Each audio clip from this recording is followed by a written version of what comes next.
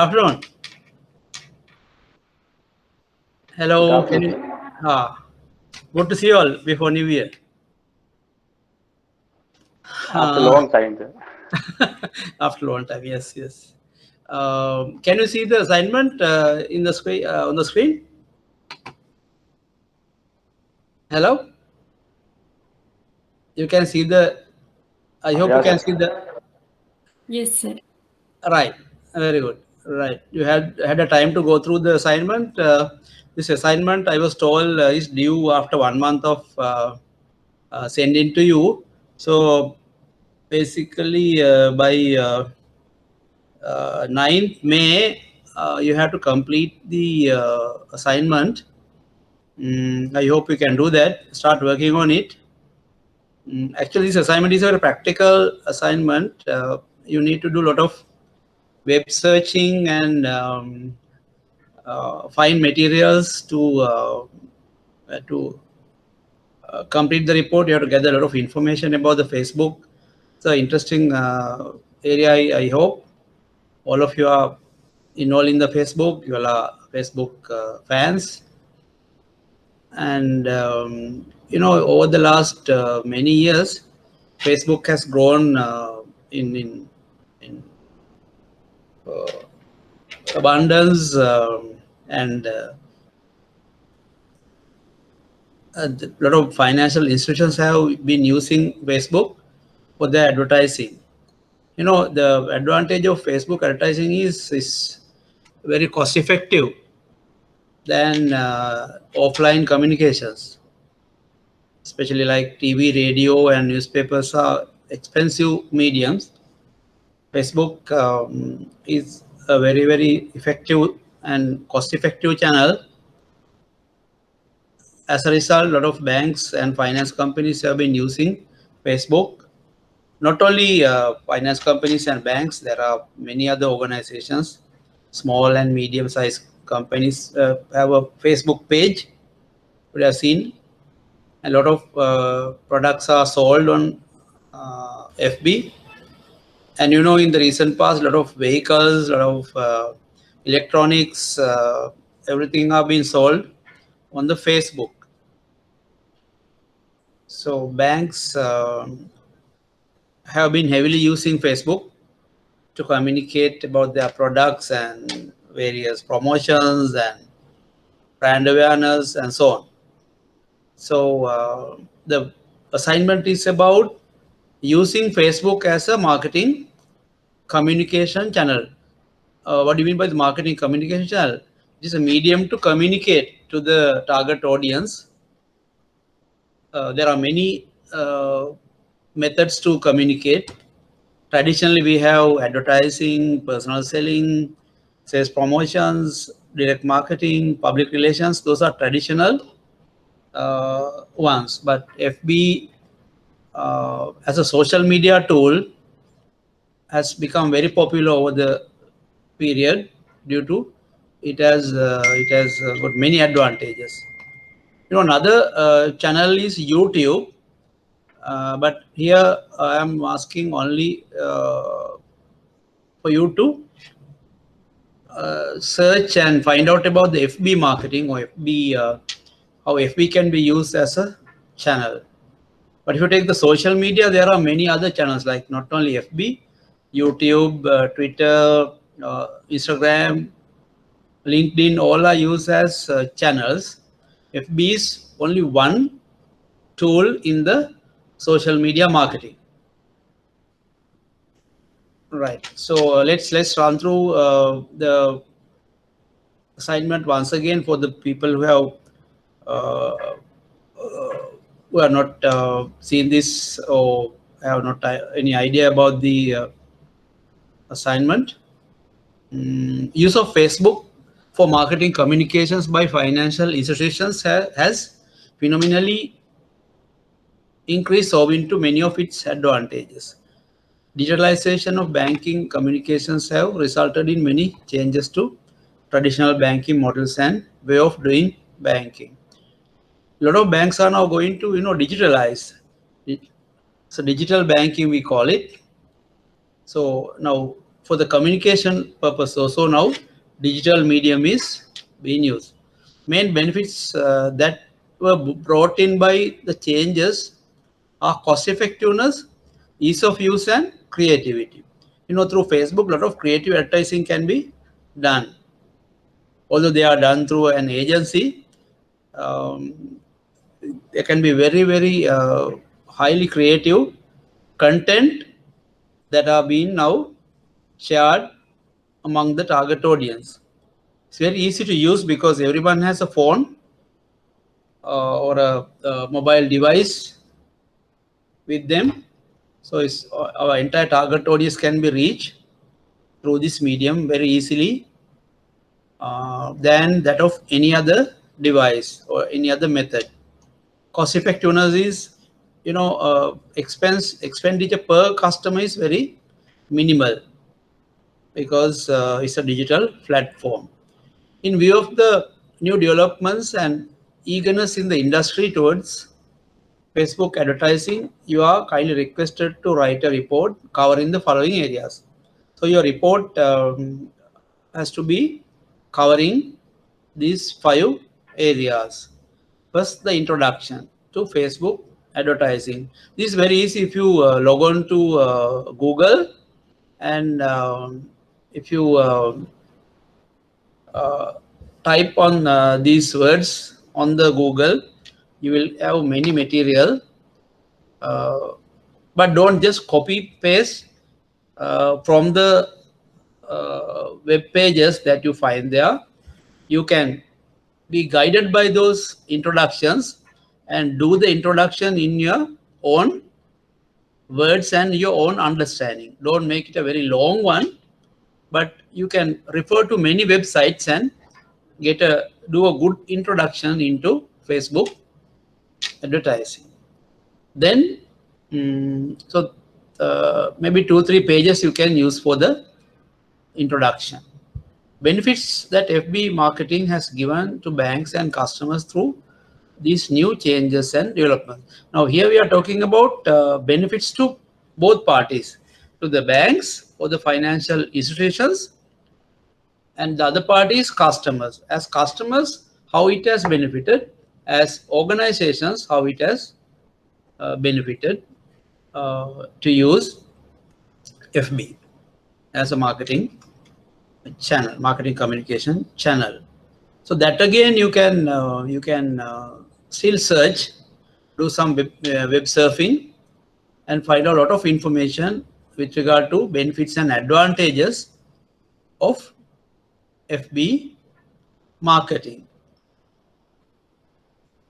Actually, this assignment is mainly based on, there are no books, so there are materials as such. You will have to find out all new resources, new material. There are no other places to find. It's from the internet, right? Internet has, as you all know, become now the biggest education or biggest university in the world. Any subject can be learned through internet, or any thing that you want to know can be found in the internet. So that is the advantage. Millions and billions of sites are there for you to study any subject, right? Then the part C, various types of FB advertising tools for financial institutions. That means what are there are if you look at FB advertising, there are web, there are the banner advertising, there are games, there are various promotions, there are competitions, and there are paid communications, there are non-paid communication. Now when FB, when you do a posting of your picture, whatever, that is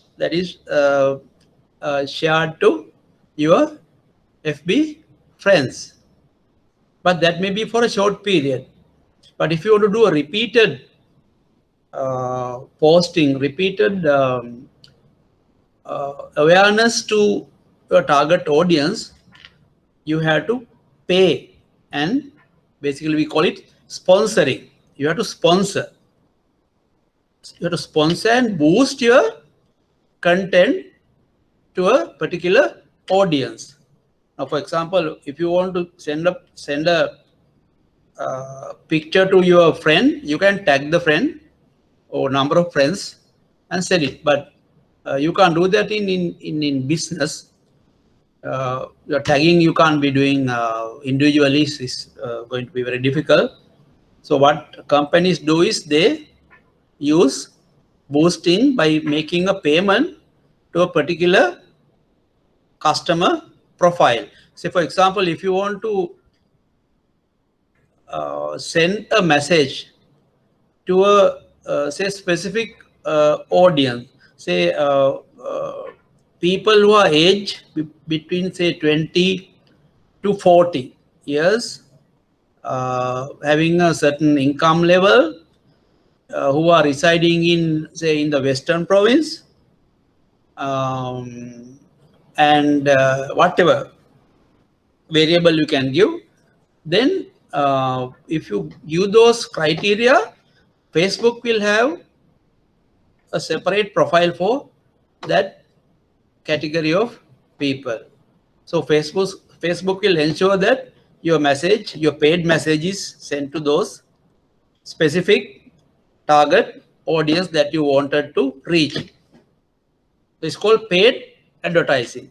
You boost it to the specific target audience. You have to pay Facebook in US dollars that you can do through an agency. Even privately you can do it. There are methods to do it. But remember, you have to make a payment to boost your specific advertising to a specific target audience. That means specific target set of customers.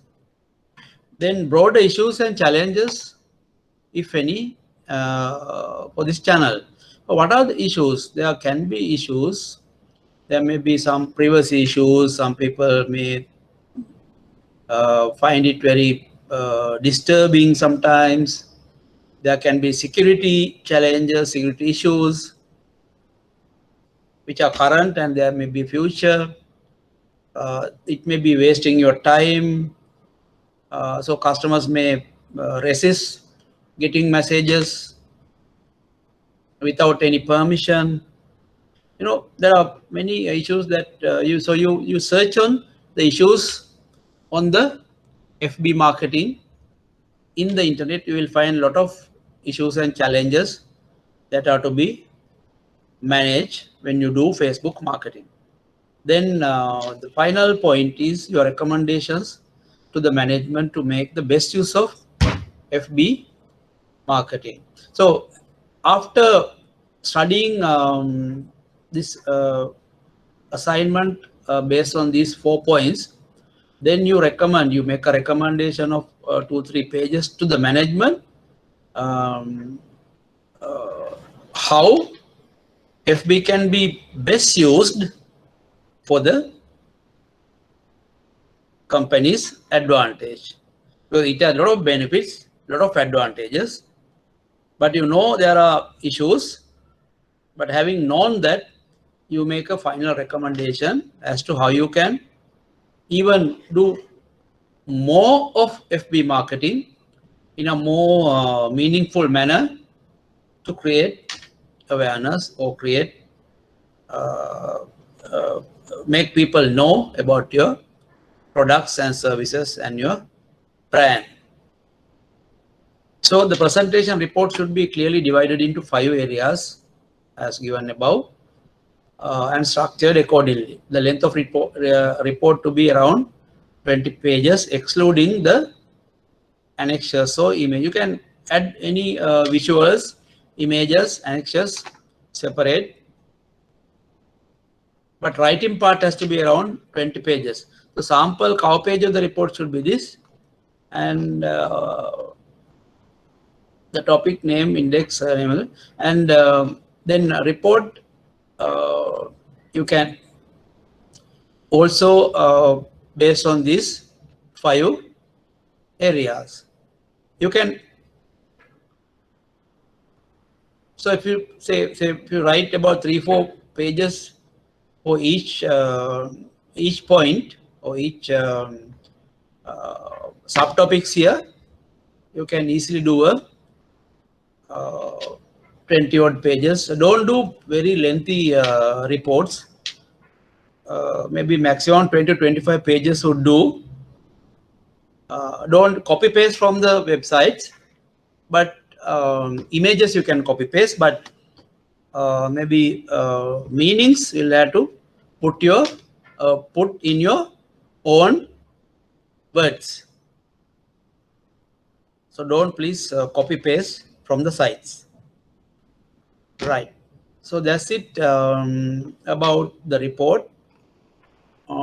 Any questions, anyone?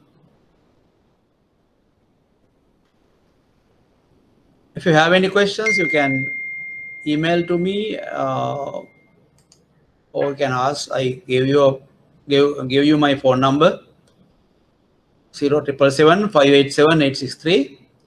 Email address rmpdavans@gmail.com. So is that okay? Can you go to the next topic? Hello?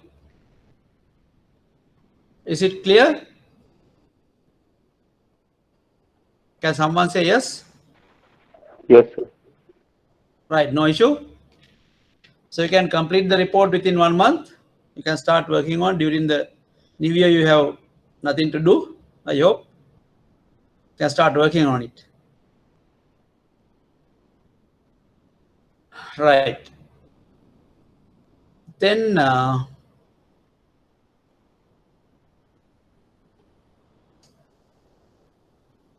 let me discuss few questions. Can you see? You know, the final exam will be on the 20th June. I hope you have been informed about it. So you have ample time to study. The final exam will be on the, most probably on the, they will confirm to you, 20th June. I think it's a Sunday. You will have to come and sit for the paper. So exam paper, the final exam paper will have 5 questions. Each question will carry 20 marks. But you are given 7 questions. Out of 7 questions you can answer. You have to answer 5 questions to get 100 marks, where 20 marks is given are given for a question.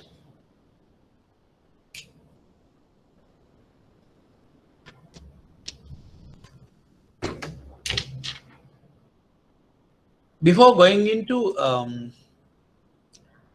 the questions, I would like to can you see this? I'd like to draw your attention to this slide. Hello, you can see this? Hello? Yes, sir. Yes, right, good. You know, this is the structure of our marketing management subject. You know, as I told you, we have been talking about 5 questions. Where are we now? Where do you want to be? What is the best way? How we can execute the what was planned, the execution part, and implementation and control. How to ensure that you have achieved your results. Right. So basically it is about analysis, planning, implementation, and control. You know, planning includes strategy and the the objectives and the strategies. So where are we now? That means the situational position. Where are we now as a company? Where are we now?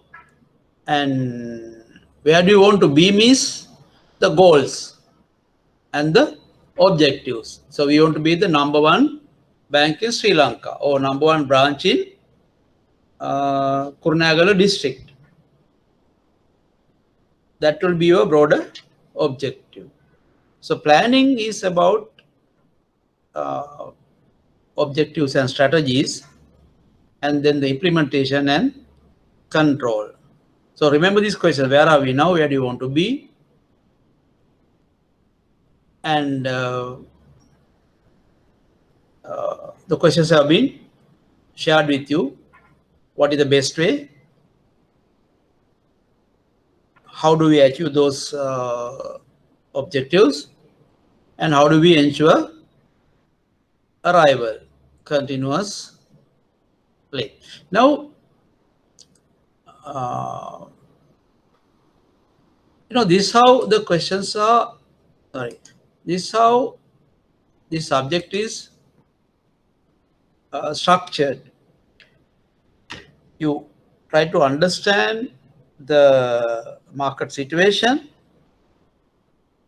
and then you want to set some objectives and goals where you decide on where do you want to be, from where are we now to where do you want to be,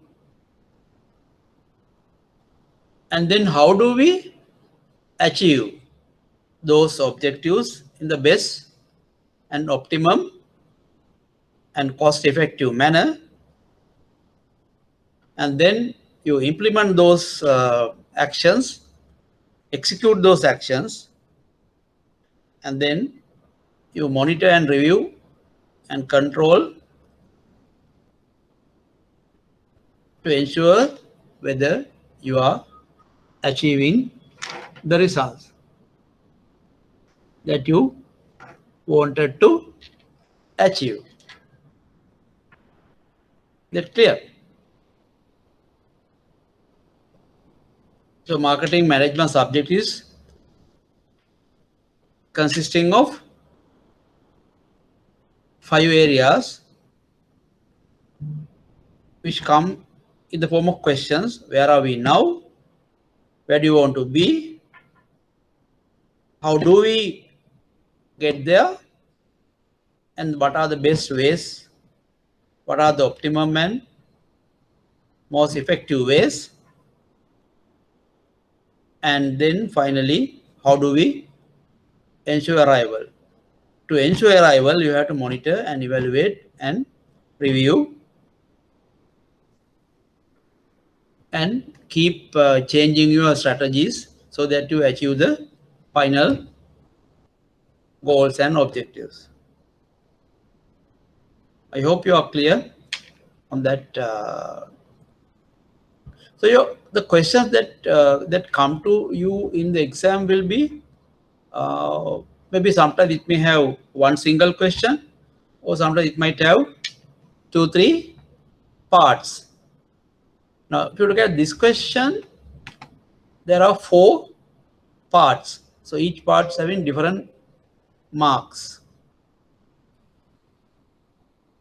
One part is briefly explain the broader components, the 3 components in the business environment.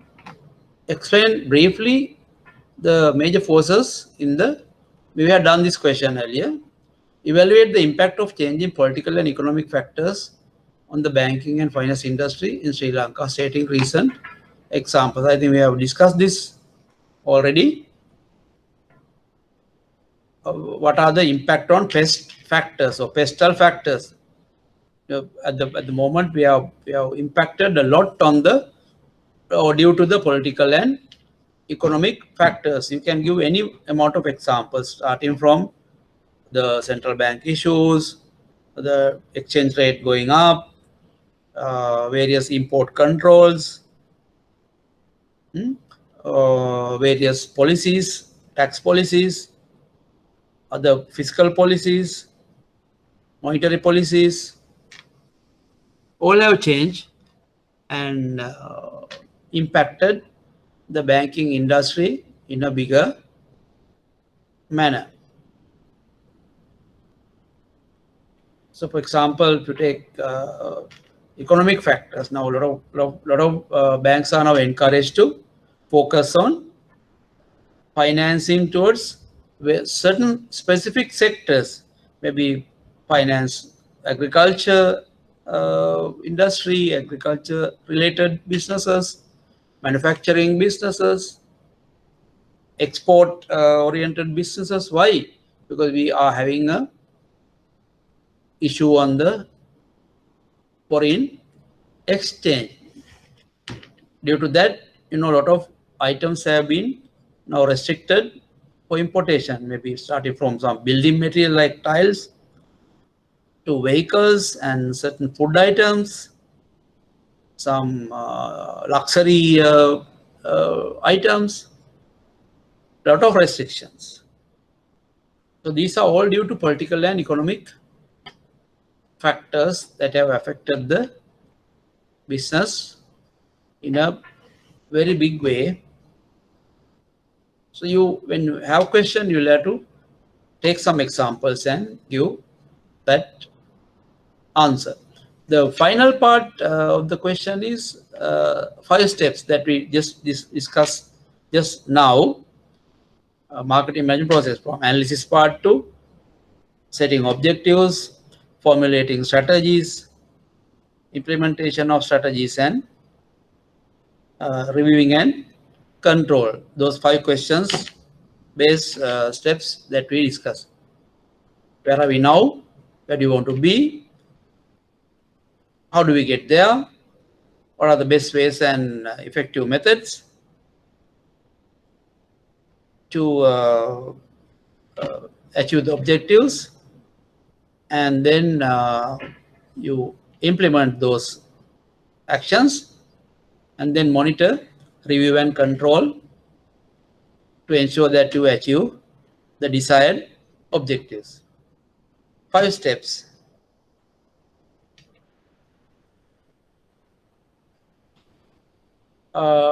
Another question that can come, another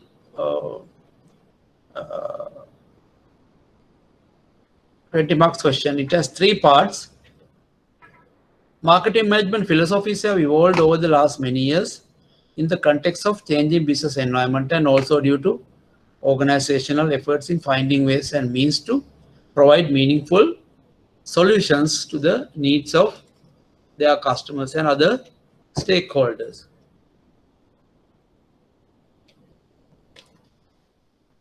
Briefly explain 5 marketing management philosophies. Then evaluate the importance of societal marketing concept in today's context and prospective 5 actions, tactics that your organization could practice under this concept. Briefly describe marketing orientation. I think we have done this question, but I can summarize. 5 marketing management philosophies. What are they? From production concept to product concept to selling concept to marketing concept to societal marketing concept. Those are the 5 marketing management philosophies or concepts. So about years before, maybe 100 years before, the industry was mainly geared to produce scientific production. All these scientific management theories were brought up during those times. Production efficiencies, production effectiveness were the main topics at that time. And then came the product orientation or product concept, where branded products, product features were given attention. Then came a situation as the number of suppliers, number of manufacturers were increasing to supply and manufacture goods. There have been a little bit of competition. So there was a pressure on the manufacturing organizations or the suppliers of products to sell their products. Then came the selling orientation. So how did they do that? So they had to push products. To do that, they had to use some selling tactics, maybe selling say various discounts and commissions, sales commissions, sales discounts, quantity discounts, various other promotions, competitions, all come under selling concept to push product to the customer. Then came a situation, everyone is trying to do a lot of hard selling, but customers were opposing, and customers were not happy. They were only selecting the suppliers who provided satisfaction to the customer without just hard selling their products. So then came that orientation of making profit through customer satisfaction. That was the marketing concept that was brought in. So marketing is about making profit through satisfying customer or satisfaction of customer. Right? Now in the recent times, marketing has evolved to a more ethical, more societal type of concept where companies now focus not only about profit, but also they want to sustain as an organization. They think about the sustainability of their growth and expansion. So they now know they have to be mindful about the society if they want to sustain in their business, and also about they have to be mindful about the planet, the environment they are in. I said the environment includes what? Environment or the planet includes the air, water, soil, forests, everything around us. So, without planet being sustained, we will not sustain as human beings. So it's about sustainability of your business or your industry. So you just can't make only profit, but you have to be mindful about the planet, and you have to be mindful about the society or the people out there, not only your customers, but also the other parties, maybe the community, the society out there. So that's about societal marketing concept. Then briefly describe marketing orientation using the diagram. So what is the diagram that you show about marketing orientation? So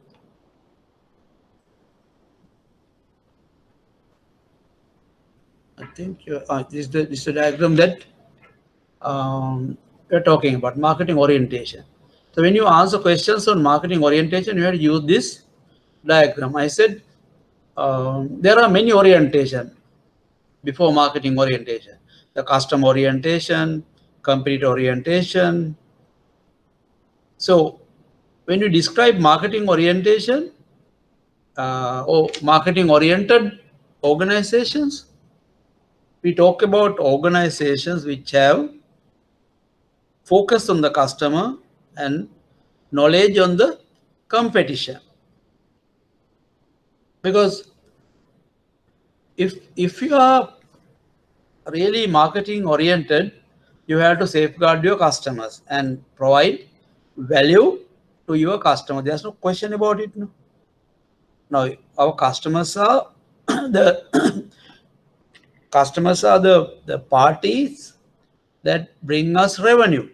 So you will have to satisfy them continuously if they are to do repeat business or repeat transactions.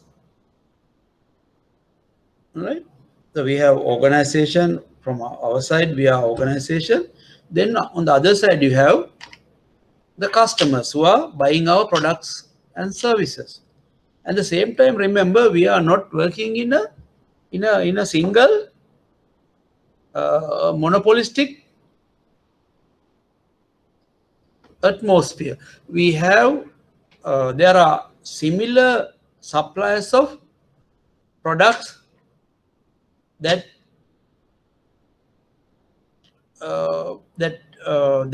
that are competing with us,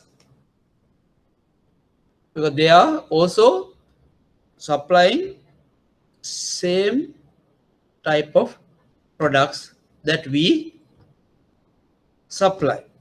For example, when as a bank, you have another 25 banks competing with you.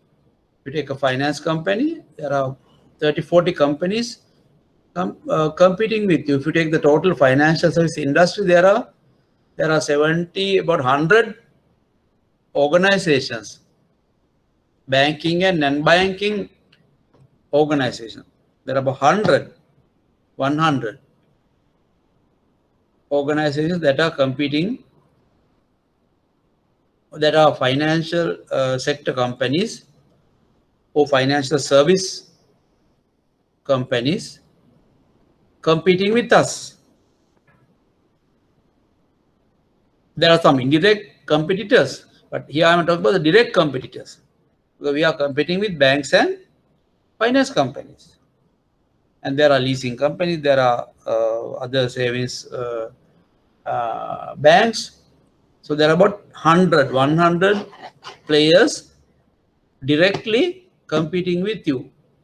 In addition, there can be some indirect competitors also, who are indirectly affecting your or targeting your customers even without your knowledge. So for any organization, remember, customer is a very crucial aspect that you need to manage, and your knowledge about the competition will help you to be very strategic and very successful and very effective if you want to sustain and grow your business. So remember this very carefully. The customer focus, or customer focusing on the customer, or customer value, rather customer satisfaction. The competition is mostly about your intelligence, your information landscape, where you will continue to, on a regular basis, come to know about your competition, what type of products they are offering, the features, the benefits, and how do they do, who are their customers, who are their segments. All that information you need to have. So if you take a company which has a very low focus on the customer satisfaction, they are not worried about the customer satisfaction, at the same time they have very poor knowledge about what's happening in the industry. There are companies like that. They are just there. They are called inward looking companies. You know, when you are inward looking, අපි ඇතුල් පැත්ත බලාගෙන ඉද්දී අපි පස්ස හරවන්නේ කස්ටමර්ට. එහෙමනේ. අපි දැන් bank එකේ වුණත් අපි පිටිපස්ස බලන් ඇතුලේ වෙන දෙයක් බලන් ඉන්නවනම් අපි කස්ටමර්ට පස්ස හරවලා තමයි ඉන්නේ. Is it right thing to do? So inward looking companies are always showing backside to the customer. Inward looking. මොකද අපි ඇතුළ දිහා ඇතුළේ වෙන දේ තමයි අපි worry එක. කස්ටමර්ට මොනවා වෙන්නේ? කස්ටමර්ට satisfaction එකට customer satisfaction එකට මොනවද කරන්න කියන එක ගැන අපිට ලොකු attention එකක් නැහැ.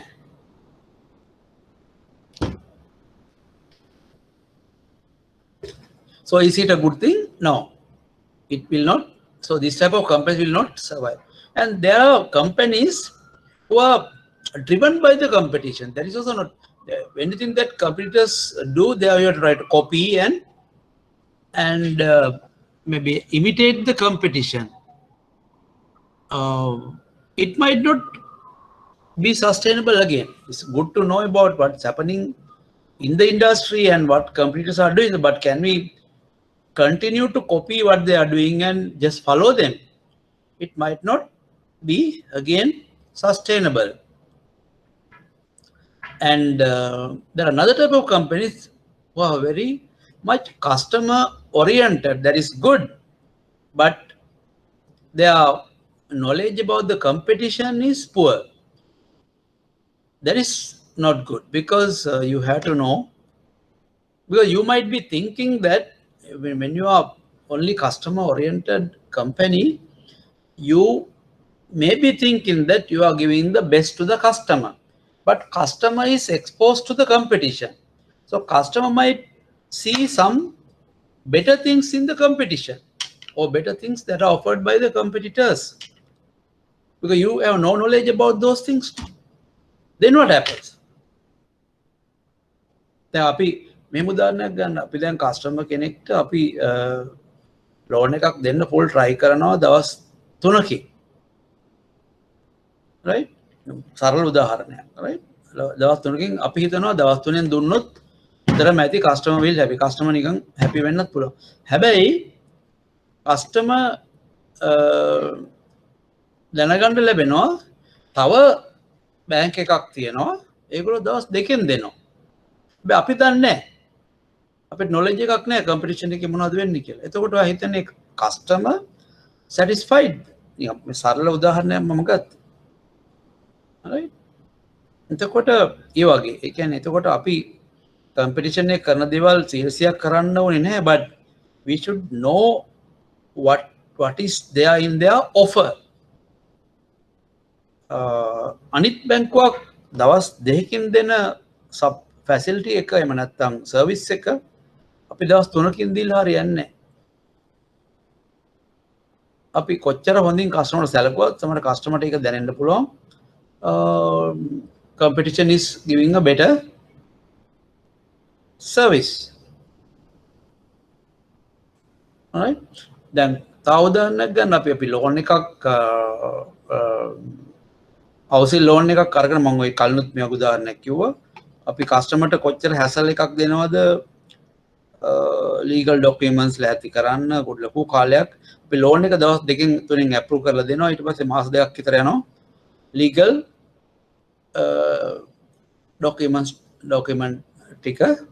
documentation ටික ඉවර කරගන්න. කස්ටමර්ත් busy. එතකොට කස්ටමර් දකින්නවා තව බැංකුවක් එතන යාළුවෙක්ගෙන් දැනගන්න ලැබෙනවා තව බැංකුවක් තියෙනවා ඒගොල්ලෝ ලෝන් එකත් අප්‍රූව් කරලා ඒගොල්ලන්ගේ වෙනම ඩිවිෂන් එකක් තියෙනවා ලීගල් මැටර්ස් ටික සෝට් කරගන්න හෙල්ප් කරනවා පොඩි charge එකක් අරගෙන එයා කස්ටමර්ගේ බර ගන්නවා බැංකුව පැත්තට බැංකුව අරගෙන ඒ වැඩේ ඒගොල්ලන්ගේ ටීම් එකක් දාලා කරලා දෙනවා. ඒතකොට ඔයගොල්ලන් හිතන්නේ කස්ටමර් අර වගේ හැසල් එකකට යනවට වැඩිය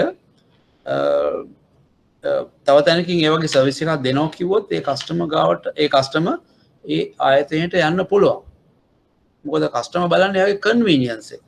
මට එයා පොඩි ගාණක් ගෙවන් අමතර ගෙවුවත් එයාට ඒක ගැටලුවක් නැහැ. මොකද එයාට ඊට ලොකු කන්වීනියන්ස් එකක් එකකින් ගන්න බෑ. මේ වගේ පොඩි පොඩි උදාහරණ අපි බැලුවොත් මොකද මගේ කියන්නේ කම්පිටිෂන් එක යම්කිසි දෙයක් හොඳ දෙයක් දෙනවා නම් අපි ඒක මැච් කරන්න වෙනවා. එහෙම නැත්නම් අපිට සර්වයිව් වෙන්න බෑ, සස්ටේන් වෙන්න බෑ. පැහැදිලි? ඒකෙන් අදහස් කරන්නේ අපි කම්පිටිෂන් එක කොපි කරලා හැමදේම කරනවා කියලා. ඒ වුණාට මොකද කස්ටමර් බලන්නේ මට හොඳම වැලියු එක ලැබෙන්නේ. හොඳම සර්විස් එක, හොඳම ඔෆර් එක තියෙන්නේ කොතනද? මොකද කස්ටමර්ට ඕන තැනකට යන්න පුළුවන්. එයා බැඳිලා නැහැ අපෙන්ම සර්විස් එකක් ගන්න කියලා. ඒකට choice එකක් තියෙනවනේ. බැංකු තව 20 කොමර්ෂල් බැංකුම තව 25ක් තියෙනවා. ෆයිනෑන්ස් කම්පැනිසුත් තියෙනවා. එතකොට මේක ලේසි නෑ. අපි හරිම දේ කස්ටමර්ට දුන්නේ නැත්නම් එයා වෙන පැත්තකට යොමු වෙන්න පුළුවන්. මොකද එයා බලන්නේ එයාගේ කන්වීනියන්ස් එකයි එයාට ලැබෙන වැලියු එකයි. right. එතකොට ideal type එක තමයි having a high focus on the customer satisfaction and good knowledge, good understanding about what is happening in the industry, what's happening in the marketplace, or knowledge about the competition, the competitor products and services and so on. This understanding is very, very important. So marketing oriented companies එකකින්ද නිතර මතක තියාගන්න ඒගොල්ලන් they want to make profit, they want to sustain continuously in the longer term. අන්ත ඒගොල්ලන්ගේ වැදගත්ම දේ තමයි මේ customer orientation එකයි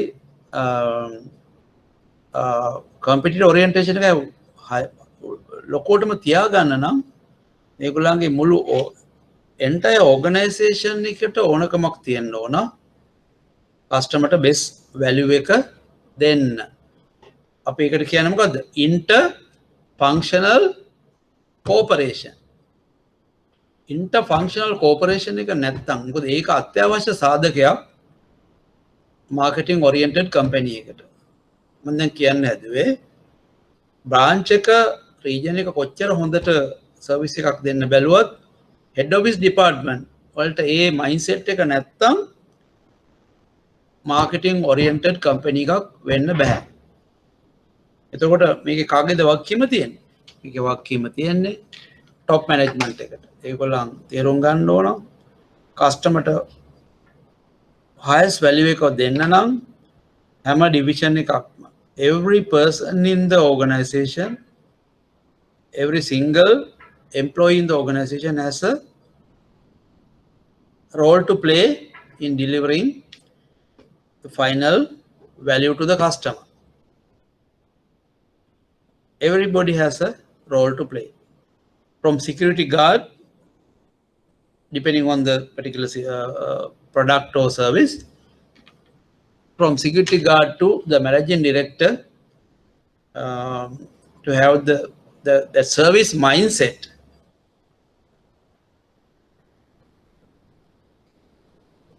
That means to deliver the superior value, superior quality service to the customer in terms of everything to satisfy the customer.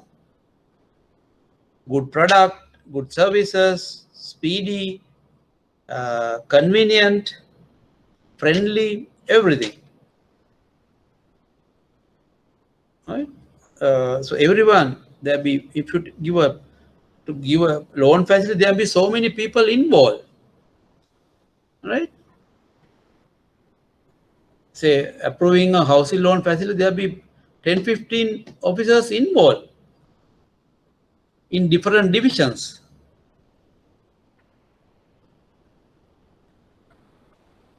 Branch විතරක් නෙමෙයි, branch, regional office, then head office departments like maybe legal, operations, IT, they are directly linked. So everyone, every division has to have that customer centric mindset. Right. So those are the requirements for marketing orientation. What are the requirements? The first, everybody wants to deliver the superior quality to the customer in a sustainable manner, interfunctional cooperation, right service mindset. Everyone is concerned to deliver their part to make the final customer satisfied. So I have been telling this repeatedly. So any questions that come in this type, you can now answer, I believe, and get the highest marks. Another question on the marketing or market segmentation, right? Market segmentation. State why it is relevant and useful in dividing marketing and business, driving marketing and business development in banks. So why market segmentation is relevant and useful? Because you remember that I was saying that you cannot satisfy everyone in the industry. So you have certain capabilities, certain resources, certain skills which will ideally suit to satisfy some sections of the society. It's not the total population that that we are talking about. Sometimes you may have products to satisfy the total population. Sometimes some products you might have that be appealing to some specific segments. So so therefore, in order, when you want to drive marketing and business development, you have to divide and identify specific customer needs. You know, that is one requirement in marketing. Identifying and satisfying. So to identify, because if you take the total population, their needs are very different from one person to another. Now, if you take your family, you have 5 people, maybe your father, mother, and your brothers and sisters. 5 of you will have 5 different needs. Within the family also there can be different needs. So within a group there can be different needs. And what about within the country, the total population? Well, there are people are different by gender, by if you take demographically, by age, by income levels, by locations, by provinces, by the psychological personality and other types. Each person motives are different based on their personality, likes and dislikes. Right? So if you difficult to understand the total population as a whole. So therefore, definitely to understand better, you have to divide the population or divide the market into some specific segments. We call them profiling the population to different profiles. Different customer profiles will have to be identified. Maybe one different customer profile can be professionals. Say professionals. So one specific customer profile, or maybe professional women, maybe another specific profile. Then senior citizen, even within the senior citizens, there can be different profiles depending on the income, depending on the social position, depending on the personalities. So there can be sub-segments within a particular segment too. So when you segment, you have to ensure that everyone in the particular target segment have almost similar needs. Then only you can cater to that segment with a specific product that will appeal to everybody in that segment.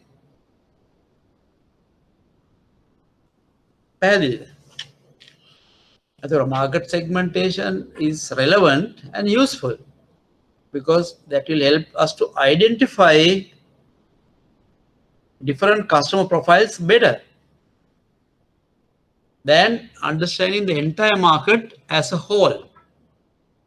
Then the customer satisfaction will be easier through designing some specific products and services. Now, if you take HSBC Premier, specific customer segment, specific profile, that customer profile is high net worth, right? High social standing, high spending power,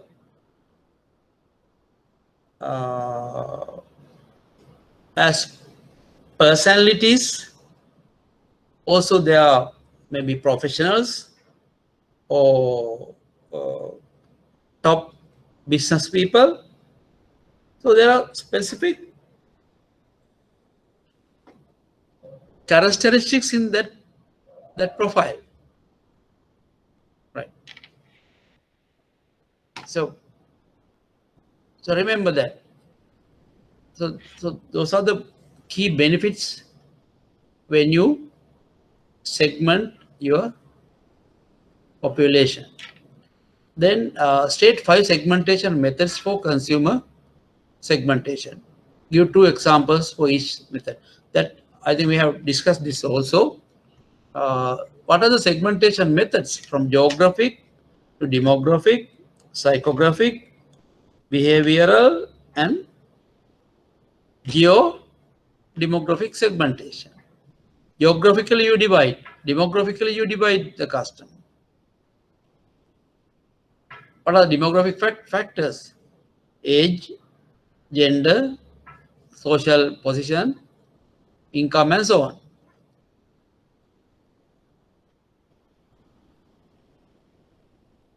Psychographic segmentation is about the personality, lifestyle, interest, and so on. Behavioral, what are they buying?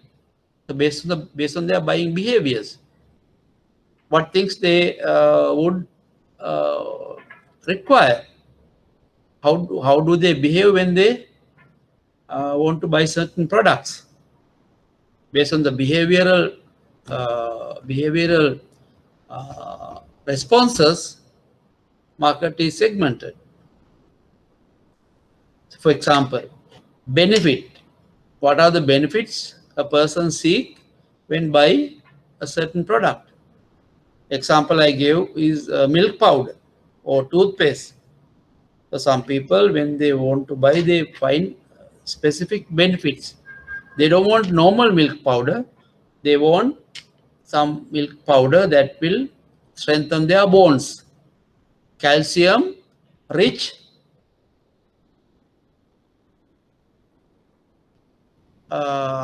milk powder.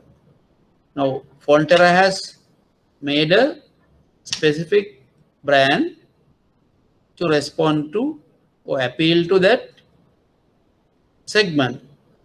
The product brand is aniline.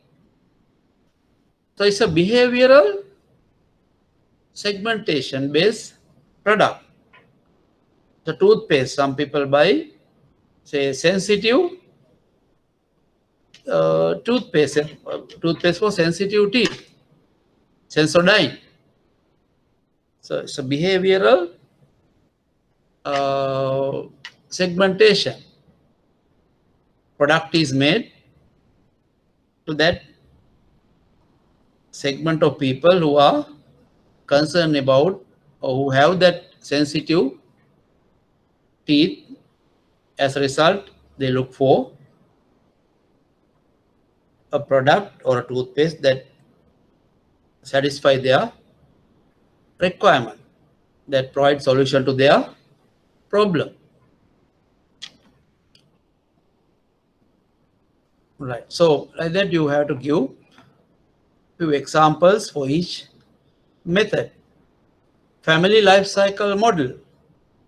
We used to target households for making or for marketing 5 appropriate banking products. So family life cycle, you remember, what are your stages in the family life cycle? So when you are starting from your married, or starting from say single, then married or just married without children, then married, having children, younger children below maybe 6, then above 6, children above 6, and then maybe still dependent children, and then you have children gone, married and gone, and your family household parents are still working. Maybe then situation, then somebody is getting retired, and then situation somebody is dead, only single parent is living. There are different life cycle, family life cycle stages. I have given that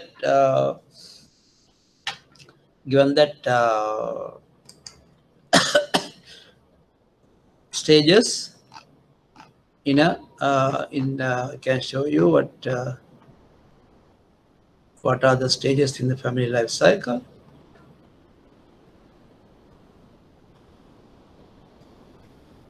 So this is shared with you, right? This one, right? Family life cycle.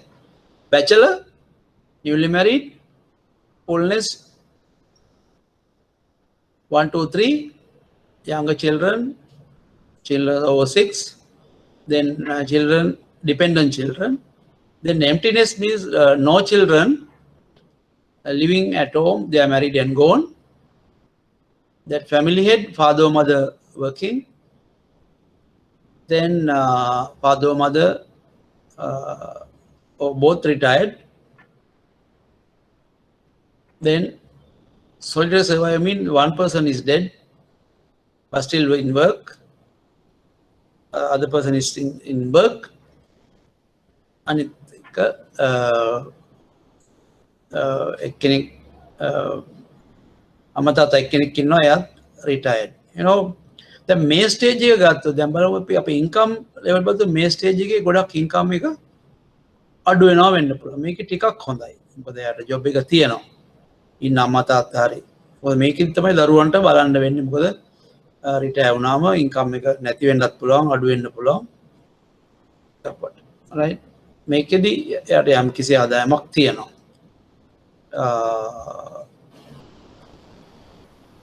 එතකොට මෙතනත් දෙන්න ඉන්නවා, දෙන්නගෙන් එක්කෙනෙක් job එක තියෙනවා. මේකේ emptiness කියන්නේ ළමයි ටික ඔක්කොම එළියට ගිහිල්ලා මේ බැඳලා ගිහිල්ලා අම්මයි තාත්තයි ඉන්නවා. Fullness 3, older married couple with dependent children, maybe ඔක්කොම ගෙදර ඉන්න ළමයි යුනිවර්සිටි වල, child over 6. So then the question is මේ stages වලදී මොනවද අපිට දැන් market කරන්න පුළුවන් products. Bachelor stage එකේදී මම ඉදත් කිව්වා සමහර අපිට ගොඩක් ඔය personal loans වගේ යන්න පුළුවන්. Newly married, still personal loans can be ideal. Right? Cards, fullness 1 එකේදී තමයි housing loans, ඒ වගේ දේවල්, cars, ඒ වගේ එන්න පුළුවන්. Right? Then maybe business loans and various things. So each stage you can market some product, but it's good to know which family life cycle stage they are in. Right.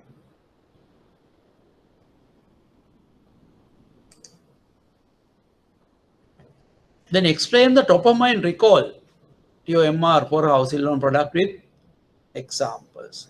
Now, what is top of mind recall? Now, when you say, for example, you want to buy a cellular phone, your present phone is having some issues. Now you are planning to buy a new phone. You have money, and now only you have a need to buy it. So there's now you are ready to buy it. But the question is, what brands come to your mind first? Maybe the brand that you are using or something else will come to your mind. මේ පාරණ මම iPhone එකක් ගන්නවා. මේ පාරණ මම Samsung එකක් ගන්නවා. මේ පාර මම ගන්නවා Oppo එකක් or something like that. So maybe the top of mind recall is ගොඩක් brands ගැන අහලා තියෙනවා. වටේ market එකේ යාළුවෝ කතා කරනවා. So but the brand that has the strongest positioning in the market as the best brand will be recalled first. So that is what is called top of mind. Character බාණ්ඩයක් ගන්න වුණ ගමම්ම මතකයට එන brand එක තමයි top of mind brand කියලා කියන්නේ. You understand? කොහොමද උතෙන්ට එන්නේ? ඒක ලේසි නෑ. මොකද the brand which has a very strong positioning. What is positioning? Positioning කියන්නේ මිනිස්සුන්ගේ ඔළුවට ගිහිල්ලා තියෙනවා. මිනිස්සුන්ගේ ඔළුවේ තැම්පත් වෙලා තියෙනවා මේ brand name එක. නිකම් මේකෙන්ට එන්න බෑ. කොහොමද එන්නේ? The brand has to offer value. Value in every aspect. So top of mind brands will have a top of mind recall. Then how to become a top of mind bank? So you have to offer the best value. The best value you offer කරන්න නම් ඔයාගේ brand එකට ලොකු strong positioning එකක් තියෙන්න ඕන market එකේ.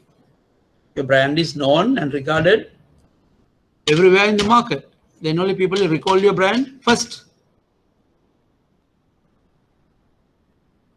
Understand?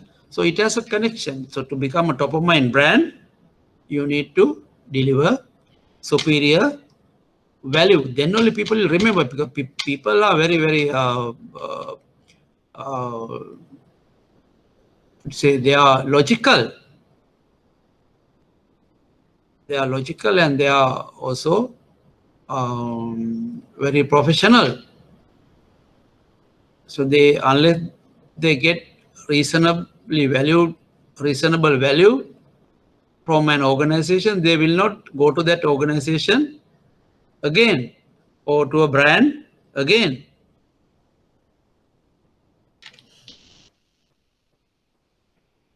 So, say for example, when you want to buy a TV, there may be 2-3 brands comes to your mind first. Maybe Samsung, Sony,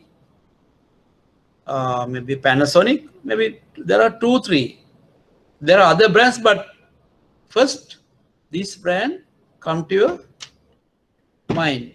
So because they are very strong, they have very strong positioning in the marketplace. So top of mind recall is due to, it can be achieved only through very strong positioning. So I hope you are clear on these answers. State 4 external internal factors to consider when setting price for banking products. Explain 2 methods used for pricing new products with 2 examples for each. Okay, so we'll go to the first one, the So there are 4 parts in this question. So this should be C and this should be D. A, B, C, D. There are 4 parts. So what are the factors? There are internal factors, there are external factors. What are the internal factors like? Maybe the cost is a internal factor, because when you want to price, there's a cost. Now, say when you want to say when you grant housing loans or business loans, your funding cost is a key. The funding cost is at say 8%. So what is the margin you must keep? Say at least you must keep 2-3% on top of that.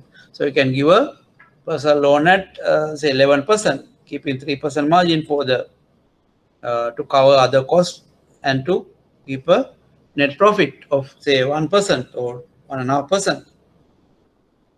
The cost is a most important internal factor. So then there are other things like your marketing objectives. Now you want to push this personal loan aggressively, then you maybe you have to set a price which is very attractive, very competitive in the market. Maybe keep a very small net profit until your product come to a growth stage, right? And there can be other organizational reasons, like you want to set a new, you need to push few new products in the recent times. So some other you even just break even and push the product. I mean at a break even price. Or if you think you have enough products, you don't want to offer any cheap product, you price it high. That's organizational consideration.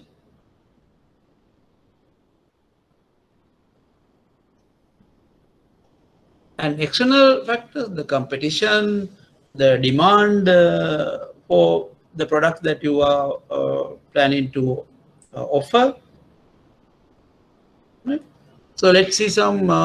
There are several factors that are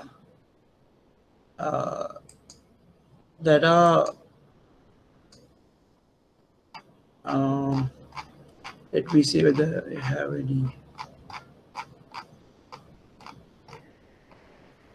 Right. Factors affecting pricing decisions. Internal factors, marketing objectives, marketing strategy, organizational consideration, cost, and various. These are the factors which are internally considered. Then external thing, I said, the demand, the competition. Right?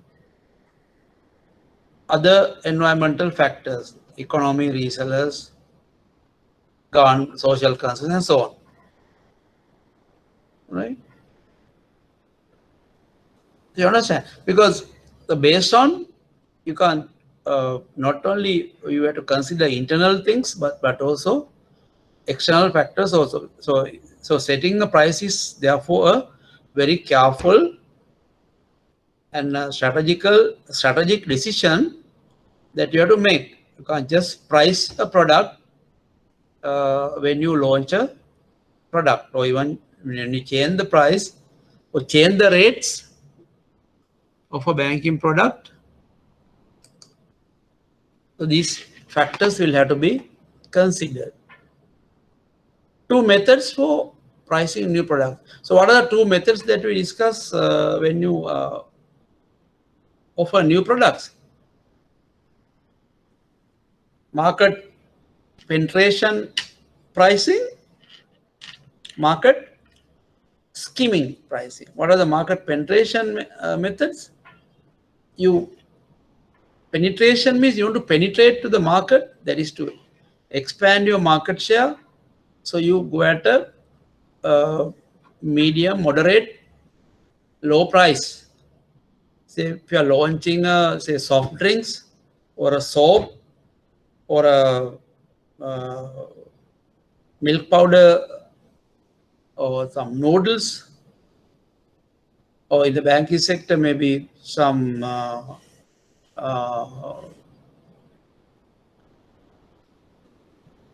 maybe you are launching a new personal loan at a marginal interest, attractive interest. So all those are new products going under market penetration. But market skimming pricing is where when you launch a very highly advanced product or technologically advanced product, you price it high.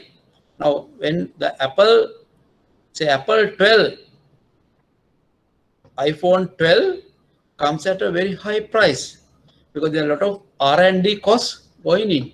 A lot of new features are built in.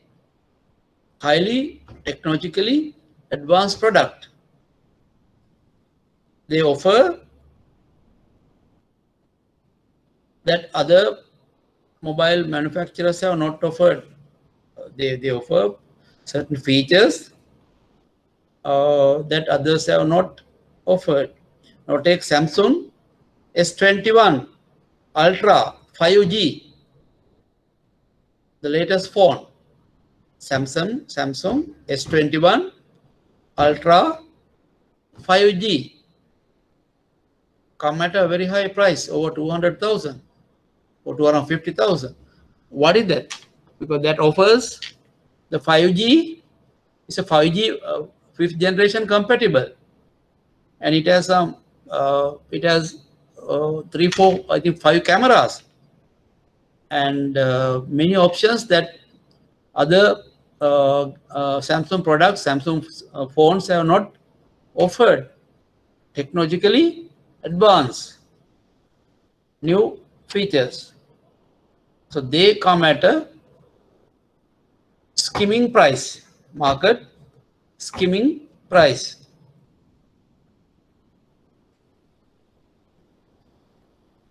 So two methods: market penetration method, market skimming method.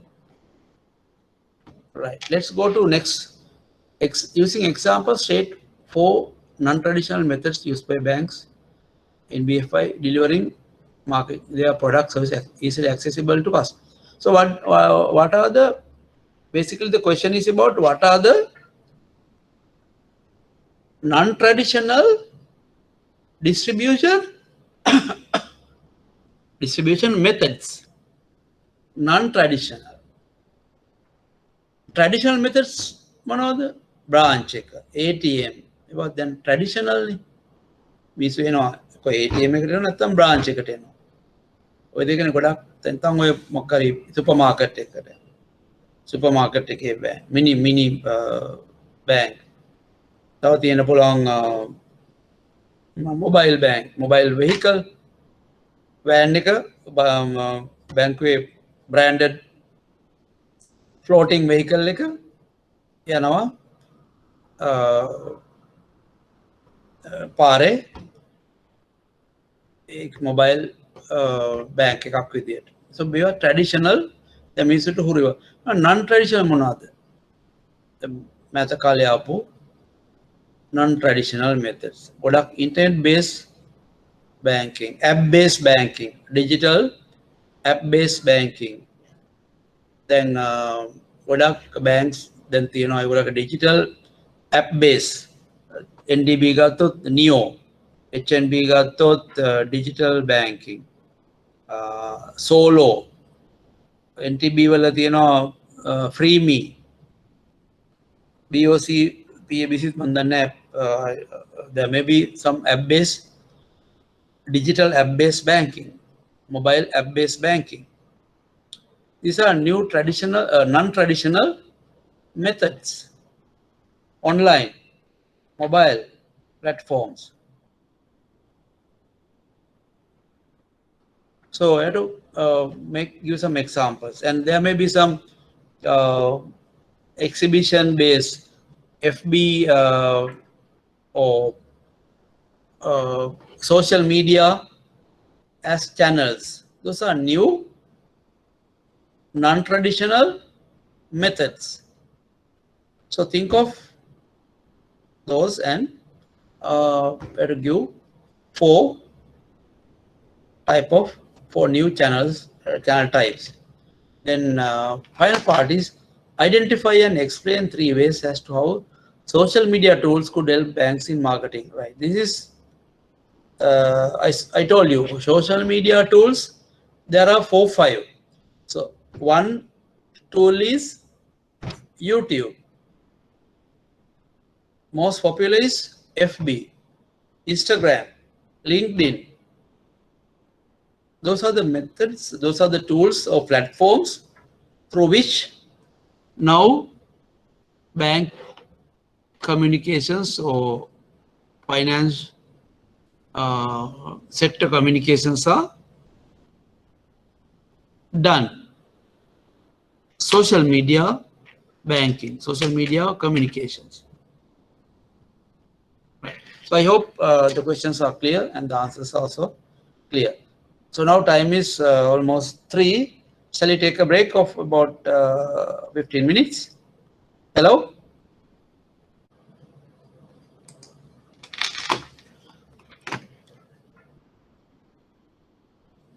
Hello? Yes, you are back. Are you there? Hello? Can we start? Yes, sir. All right, fine.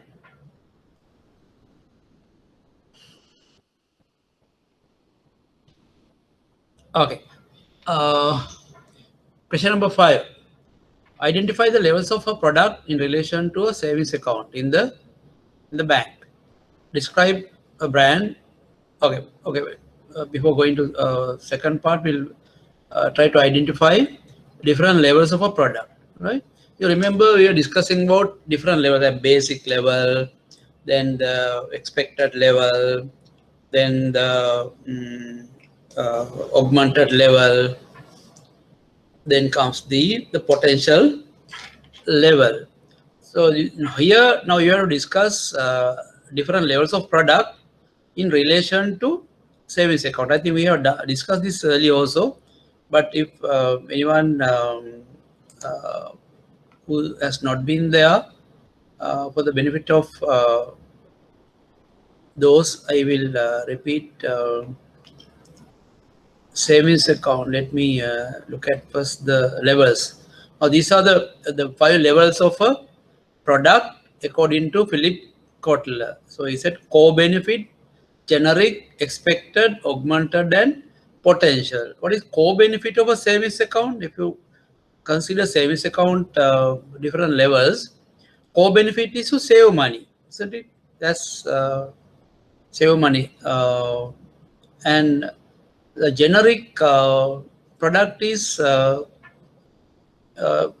if you okay, purpose is to save money, then generic product says it should give some tangible qualities in that generic product provides actual product and tangible qualities, right? Then what is generic product in terms of savings? Maybe the passbook or the statement or the transaction statement and so on. Maybe expected product offers generic product plus other attributes consumers want. Or what is expected by a customer from a savings account? Generally, maybe a good interest rate and maybe some other benefits attached to it, like maybe a debit card or a credit card or whatever you call it. Expectation of a savings in terms of expected product. Augmented, it gives more than physical product and sets it apart from the competition. So if you are pushing a savings account, it should give something better than the competition. Maybe not only the interest rate, but also some other benefits, maybe hard discounts or whatever offers that differentiate your product or your savings from the rest of the competitor products. The potential product provides additional tangible and intangible features. What is the future of savings account? Maybe savings account will have similar features to that of a current account. For example, even checks can be deposited to a savings account, and there may be maybe eligibility of a loan facility if you maintain a savings account. You have to think and design something very futuristic for the savings account as a new modification, which will be discussed in the potential product stage of a savings account.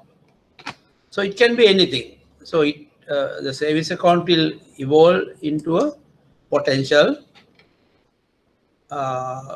product offering some unbelievable or totally new features. Describe a brand, identify the benefits of a brand to a seller, manufacturer. That also I think we discussed. Brand can be a logo or a sign or a name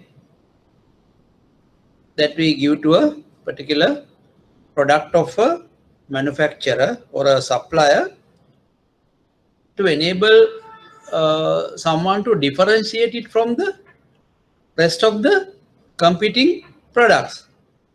It's basically an identity. Like now, when we are born, we have identity. We have a name. That is our brand. So by our name, we have been identified differently from another person. So what are the benefits to a seller? When your brand has a strong positioning, as is, it can have a top of mind recall benefit, and people will be assured of your quality, and because you have got a name, and your marketing expenditure can be reduced because you don't have to communicate that much spending money. Your marketing budget may be lesser because it is a known product already. So pushing it to the market will be comparatively easier than unknown product or unknown brand. But the buyer, from the buyer customer, so we like to buy brands because again, when we buy a particular brand, our perceived risk is very low. If you go to the next question part, we have lot of risks or fears when we buy certain products. So these fears will be minimal in case of a brand.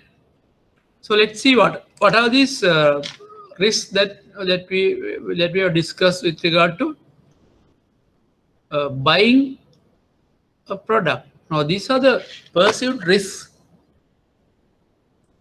Intention to use, now in this case is online banking, but for any product, there are things called perceived risk. Now this for an online banking as an example. What are the risks? Privacy is a risk for online banking. Security is another risk. Social risk, financial performance risk, and time risk. So if you take a garment, so you want to buy a shirt, these risks might be different. Time risk, of course, yes, because if you are not using a particular brand, you have to go and find and fit on and see whether the particular shirt is matching. Then the financial risk is because, say, you buy something which is not usable, then you have financial risk. Social risk, yes. If your shirt design is poorly done, then you don't like to wear it in public. Social risk. And with the social risk comes the ego risk, where you feel bad to wear the particular shirt because it doesn't match, it doesn't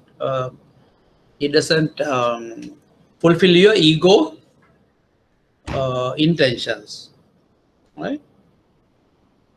Then and so on. So there are depending on the product, there are certain risks that we are subjected to when we buy products. So what measures are available to a manufacturer to minimize the perceived risks pertaining to a buyer purchasing product? So what are the measures? So when you have a strong brand, it gives an assurance, it gives warranties, it gives warranty, money back warranty. So customer will not have an issue because he or she knows, if you buy this, we will not have any financial or any other risk because we have that assurance than buying a unknown brand. Evaluate the usefulness of PLC concept in relation to developing marketing strategies for products. So what are the so let's see, what is PLC?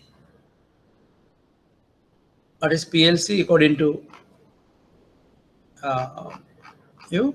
Product life cycle. Right. Hello? Yes. Product life cycle. Right. So what are the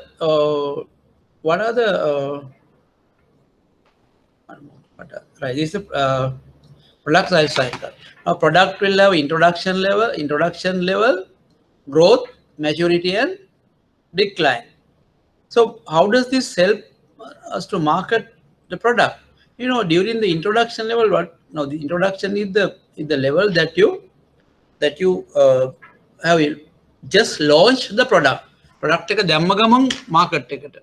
හිතන්න අලුතෙන්ම product එකක් හිතමු අලුතෙන් introduce කරා හිතමු මොකක්ද අලුත් savings account එක introduce කරා, maybe say senior citizens savings account with some new features, right? Say you want to launch a new senior citizen savings because in the recent past interest on senior citizen savings have come down, but now you want to give some benefit to the senior citizens, then which other banks something more than other banks give. So now you are just launch a new senior citizens savings account with the brand name, right? So how do you market this? So now you have now 4 stages: introduction, as you grow, the growth stage, maturity, decline. So if your product is at the introduction level, now what should you do? Because we don't know whether the market will embrace your product. So what should you do? So at the introduction level, you will have to communicate and give information as much as possible that your product is offering these benefits than any other party gives or any other bank gives. So basically the introduction stage, any product, the communication will be very informative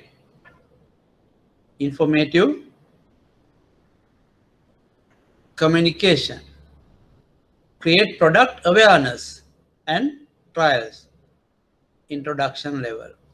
When it is on the growth level, say now your product has now been launched for some time. Now you want to increase your market share. You have to keep strengthening your positioning that I said. Maybe again providing value, becoming customer centric, improving the process of, say in that case, opening the savings account, time, speed. Say if the product is in the maturity stage, now it is fairly known product, and your communication will not be very aggressive, but you maintain. At the decline also, you don't spend a lot of money on the marketing communications, but reduce to retain buyers. So so this table gives you various marketing strategies that can be applied depending on the particular stage of the life cycle of the product. At the introduction level, what do you do in terms of the product, in terms of the price, in terms of promotions and distribution? Growth stage, what are the actions that you should do? Maturity. So when you have different stages properly identified, depending on the stage of the cycle, life cycle, specific actions can be taken. Now, for example,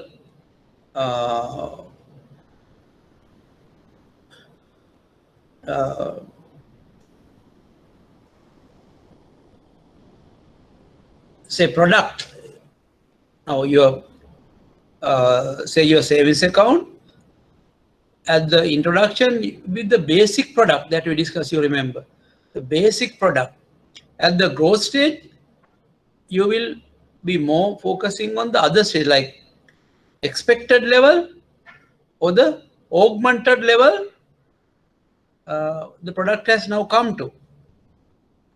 So මේ stage එකට වෙද්දී product එක known and මිනිස්සු දැන් බලනවා මොනවාද මේකේ අපිට තියෙන benefits.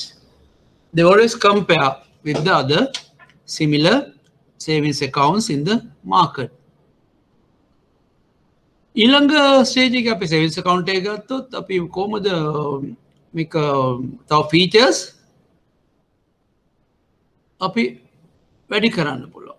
Right? Features මොනවාරි improve කරන්න පුළුවන් mature වෙද්දී. මොකද නැත්තම් product will have a decline situation.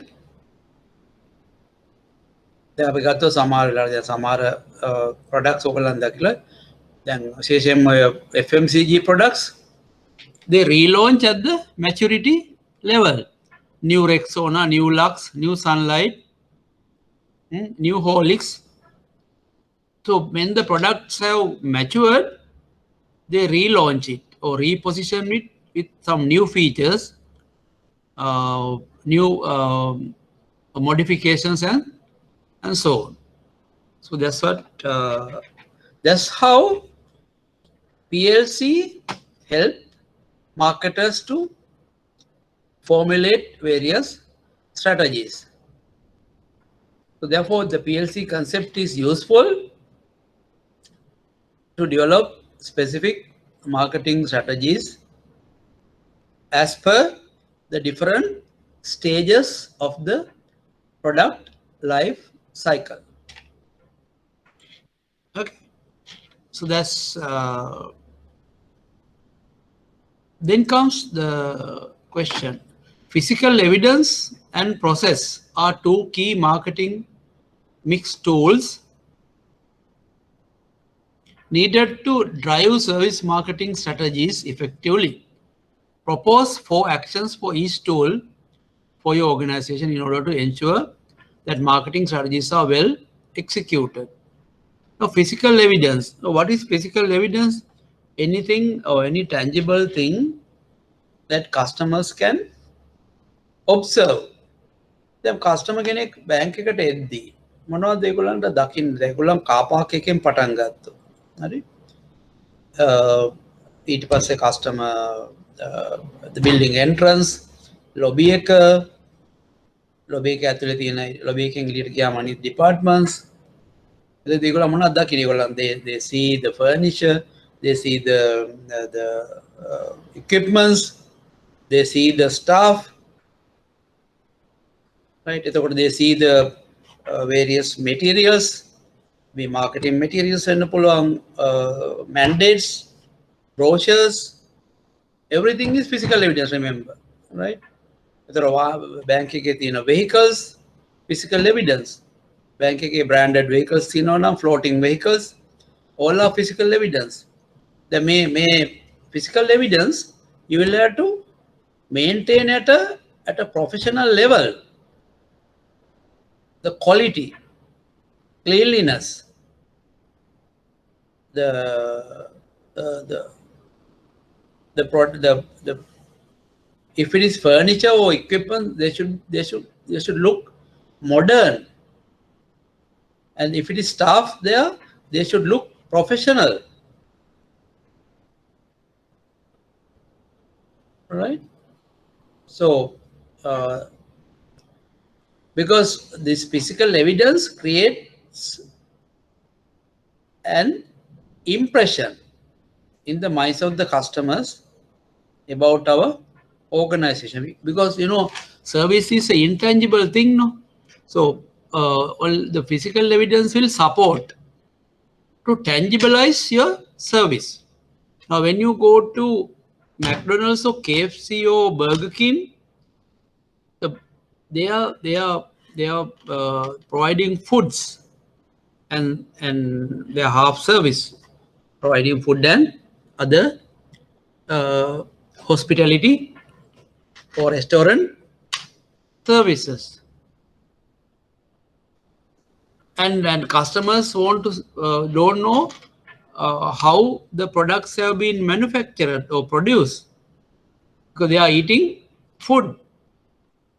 So if your restaurant is very clean, look very professional, look very hygienic, and using all health standards, then you feel assured, because from the outer appearance, the physical evidence is well maintained, well clean, professionally maintained, hygienically maintained.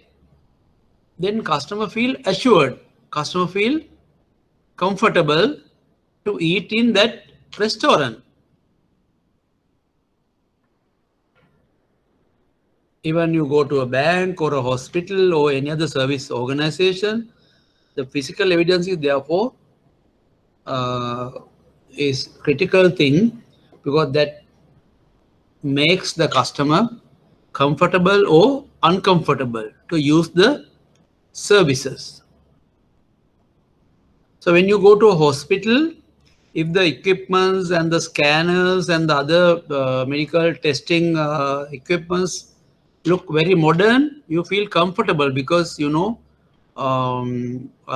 life is not in danger. But at the same time, when you go to a hospital, you find all the equipments, the scanners and all are not well maintained, very, very dirty looking. Some machines are corroded, some machines are broken, wiring is damaged. So there are hospitals like that, maybe even some government hospitals. then you feel scared. Right? You know, so that's physical evidence. So it's very, very, very crucial for a service organization to maintain its physical evidence very clearly, very professionally, very hygienically, very dust-free environment you have to create. So be mindful about that. So when you go to a bank, in front of the bank, you find very old banners hanging. I've been telling all our staff about these things. When you go to a washroom is not clean for days. The customers are going, they are using your washrooms. Sometimes the car park is very full of dust. Sorry, full of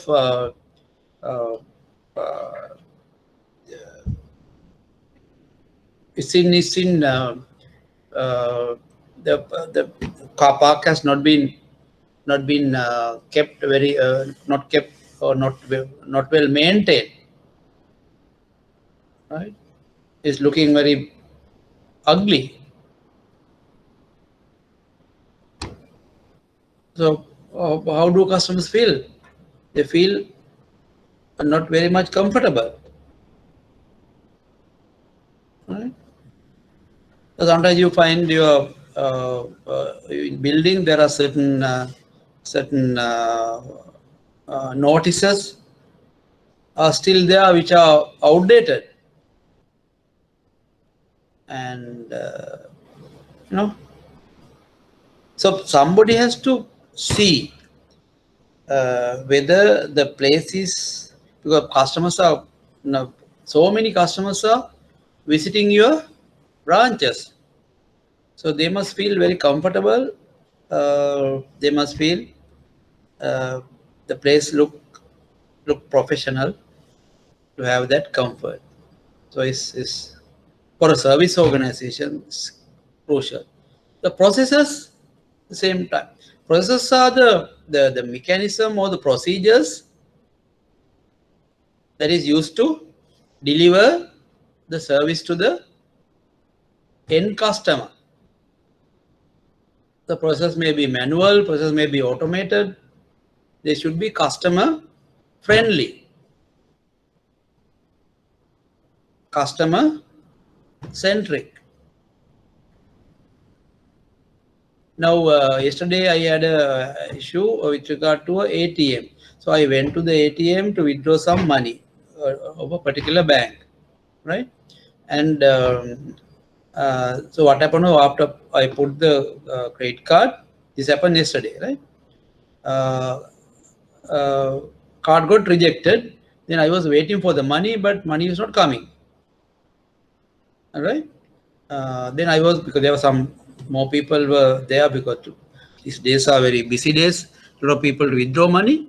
So now I'm scared to now get out of the ATM, because I don't know the money. Sometimes the machine will work, and I thought the machine is broken. But my card came out, but the money didn't come. Then for some luck, I had the digital banking app. Then I check, actually my account was not debited. Right. Then I had the card center number of a particular bank, and I told them, there was a girl talking to me. Then I said, I put the card and I want to withdraw some money. Only the card came back. No, I'm waiting for a response.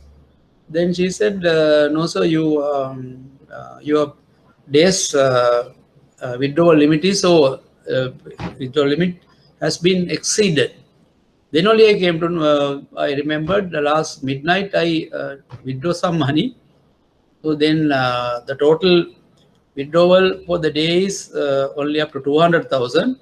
So I had tried to withdraw more than 200,000 on the particular day from the particular ATM, from the particular bank through ATM. Then only I realized I have made a mistake. Now what? But anyway, I wanted some money. Then that girl said, so if you really want to that withdraw that amount, if I want to withdraw another 175,000, so we can arrange it as a special temporary approval. Give us 20 minutes. We will approve a temporary limit for you for the day. Within 20 minutes, you will be able to withdraw that 175,000. Even your limit is exceeded. So as a temporary approval can be given. So then I, after 20 minutes, I went to another nearby ATM and withdrew the money. So that was the process. In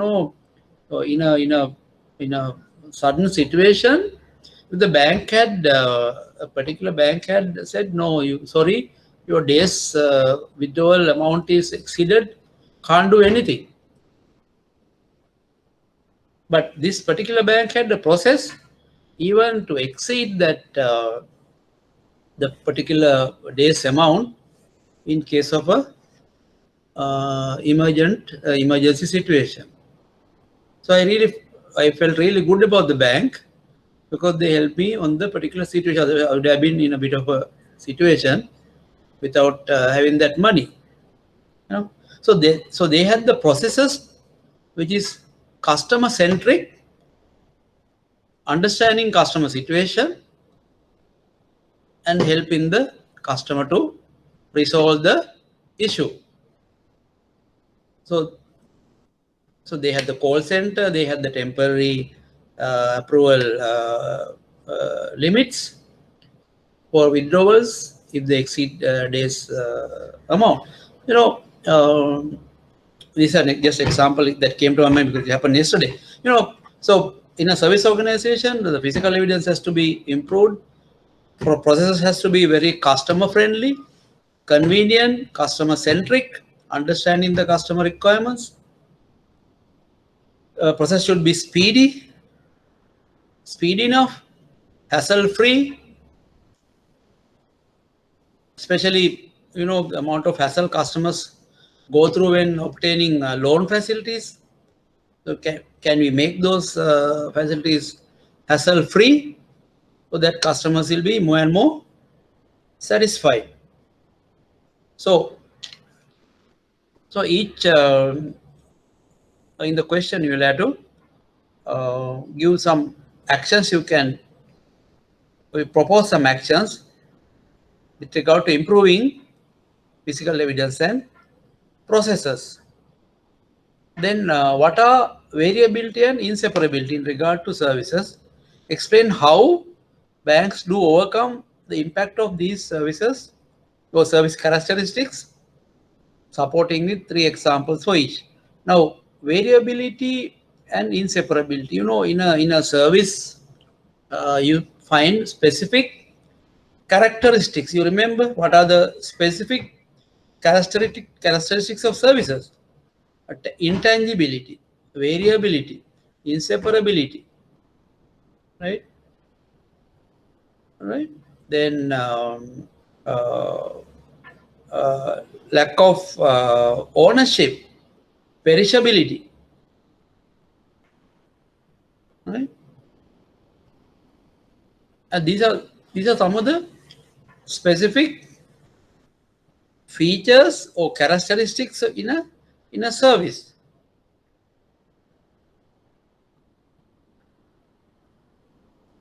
So intangibility, variability, right? Inseparability, homogeneity, and lack of ownership.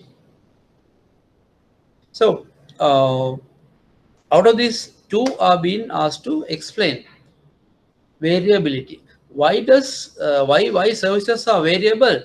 Because services are provided by human beings. So human beings are flesh and blood. So their level of service standard may be affected due to emotional reasons, due to different moods, because they can have bad moods, they can have good moods. When they are good, in a good mood, service is good. They are in a bad mood, service is bad. And inseparability, service and the server or the service person cannot be separated. What does it mean? Service and the service person are one, not two. Doctor, I have told this earlier. Doctor and the medical surgery is one. Barber and the haircut is one. You can't separate. Right? Singer and the song is one. You can't separate. It's inseparable. So, because there's a human being involved,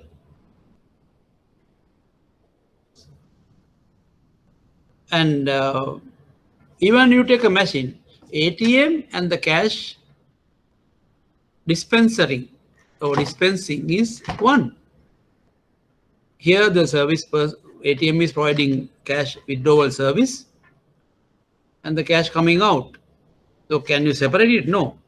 It's one. Inseparable.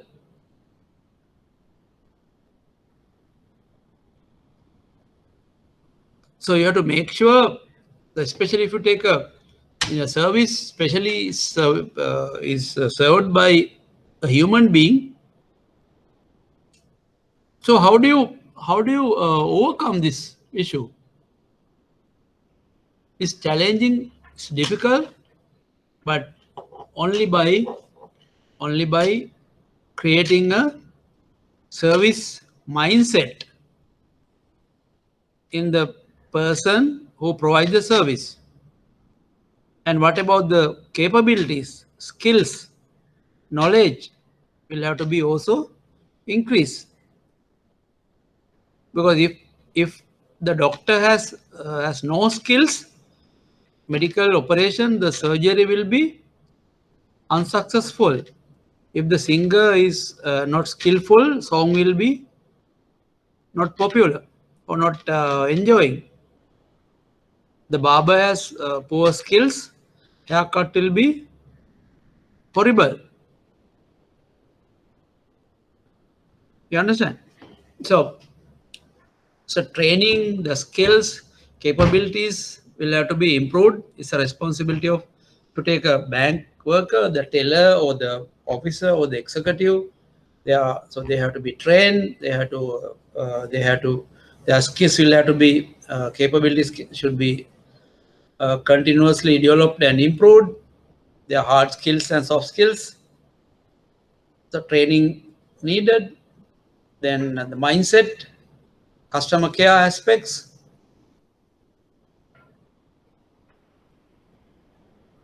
All that have to be improved,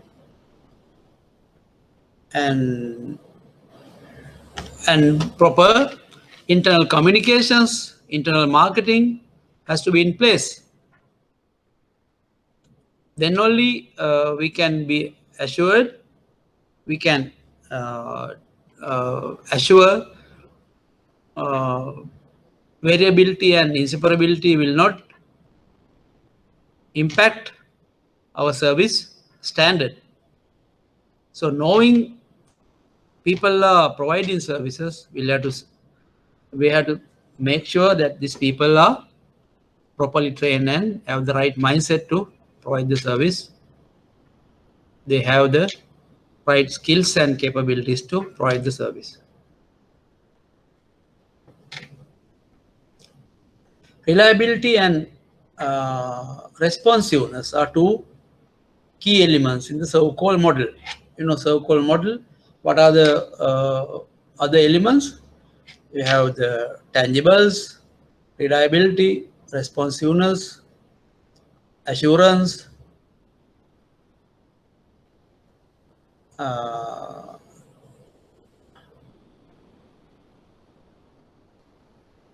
and what else?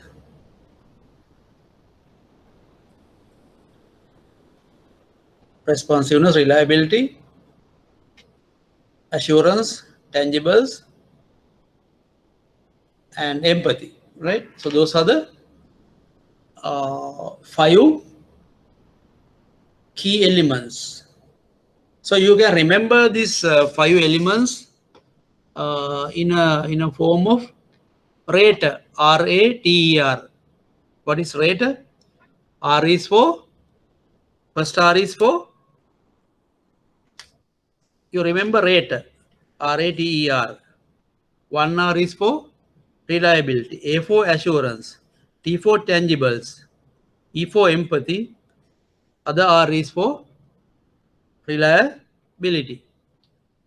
So remember in the rater format, reliability, assurance, tangibles, empathy, and responsiveness. So reliability and responsiveness suggests effective ways to manage these elements, proposing 3 actions.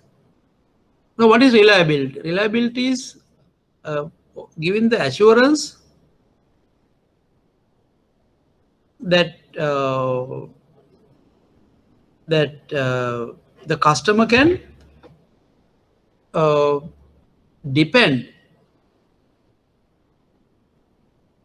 The dependability is assured. Dependability and the professionalism of the service is assured. We know the job and we are dependable. We keep promises. Reliability is about keeping promises. Promises are delivered. Right? So if you promise, you have to keep the promise and deliver it. If you say, I will call again in a half an hour, you have to keep that promise. But if you wait until customer call again, have you kept your promise? No. So don't just make promises that you don't deliver or that you can't deliver. It's very, very bad service, badly affecting the service quality. Then customer will start suspecting you. Oh, customer will not keep depending on you in the future, because once you have broken the promise once, customer will not have as a belief in you. So you become unbelievable or undependable. Responsiveness is willingness to help the customer when there's a need without evading. I have seen some staff trying to evade the customers, evade the calls, evade the meeting, evade the question, evade the problem. No, don't do that. Responsiveness is your willingness to help the customer resolving the problem. It can be a service issue, it can be any product issue or anything. Something to do with you or something to do with another person. But without, so to have a mindset that you feel or you will be willing always to support customer getting a solution. Understand? So it's a mindset again. Willingness to help. So reliability and responsiveness is about giving the customer assurance that you are a person who can depend on, you are a company that they can depend on, and we are willing to help you every time that you really need a help or support. Or it may be the duty of the bank, duty of the organization to support the customer. Isn't it? So remember that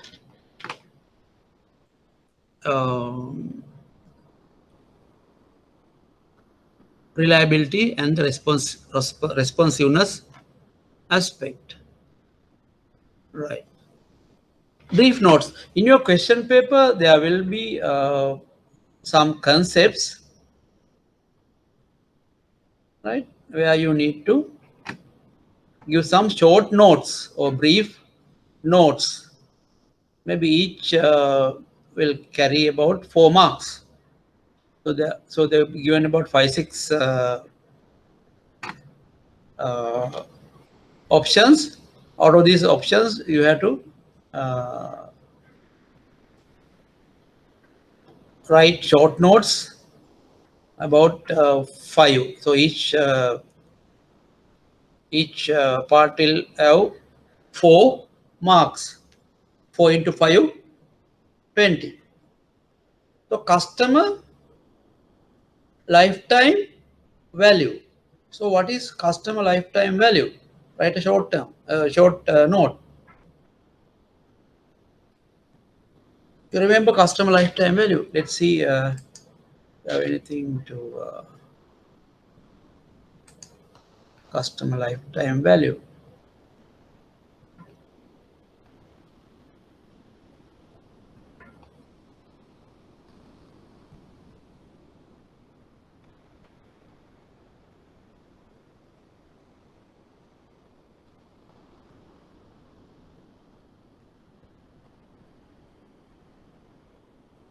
Right. How to calculate customer lifetime value? You know, customer lifetime value is the value that the customer will generate during the future period. Is a predictive value. Predictive value. Say customer is going to bank with you for next, say, 30 years or 20 years or 50 years. And what is the average transaction value for a month into number of transactions into retention period, means into next 10 years or 20 years. Say customer has obtained a loan. So there's monthly interest that you are getting. Say every month customer is paying, say 50,000 as interest, or around 50,000. Or you, not every month, maybe month on month it might be decreasing, but in the after you be given another, after 5 years give another loan, so your interest income will increase. So you have to make some cash flow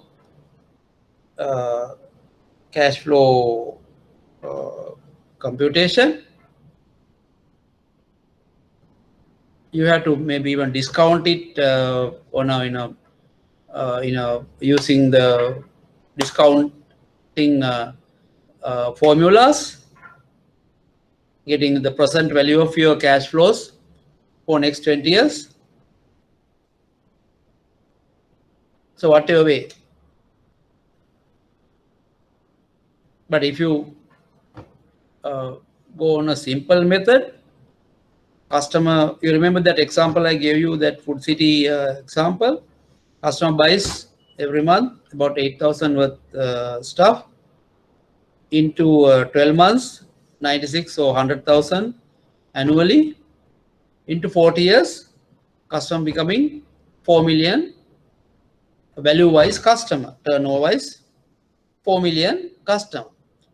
But if you really say add net margin of say 20%, then customer, the profit of the customer is 20% of 4 million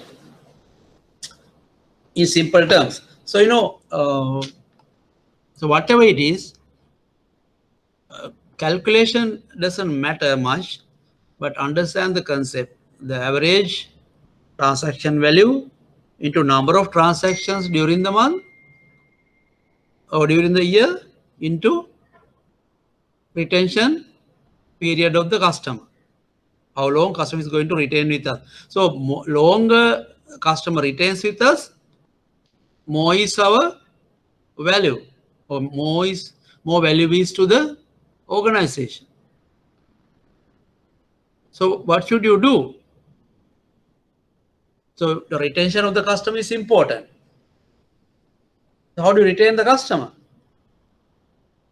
Providing satisfaction continuously, ongoing basis, making the customer a loyal, lifelong customer for you.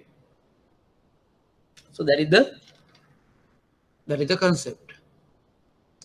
Customer lifetime value. Marketing information system for a bank. You remember that model? Let me show it to you. Marketing information system. So this is the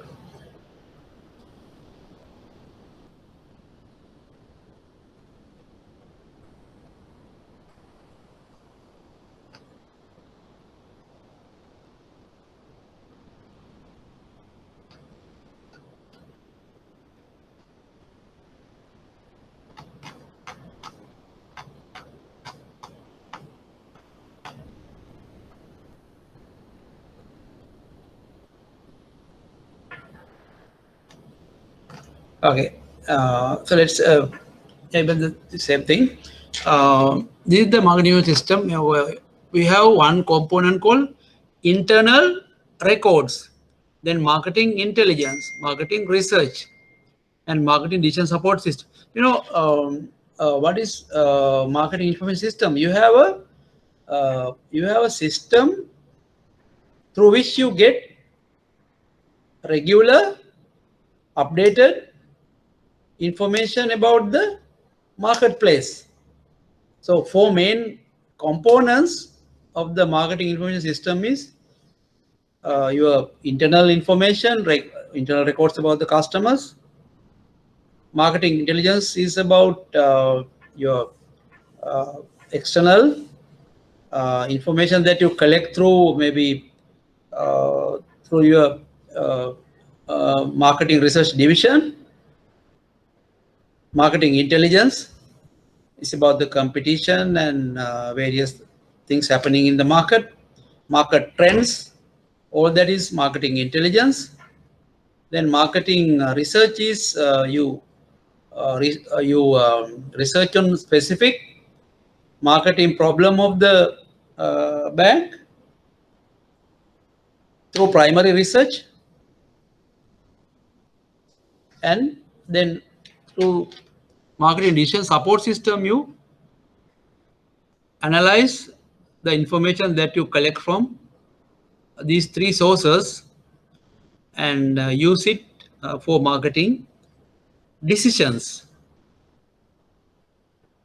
Internal records are what? You have inside information about the customers details, customers data, all internal records. Marketing intelligence is about mostly about the competition. What do they do? You remember, the marketing oriented company will have to have a very good knowledge about the competition and the competitive trends in the market, changes in the market. Because market is not static, it's dynamic. So marketing environment is a dynamic environment. So many things happen. So you have to have that information coming to you on a regular basis for you to understand your customers' expectations better.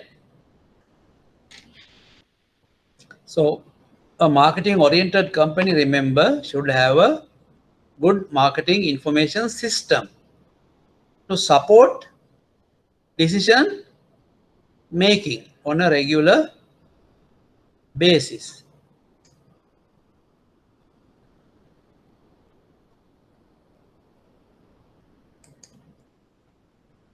Black box model in customer or consumer behavior. Remember, I said this black box is they are in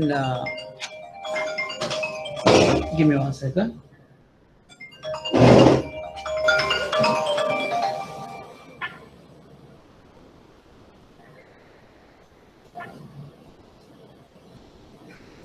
Saja mah call agak nama apa? Mangkat, okay.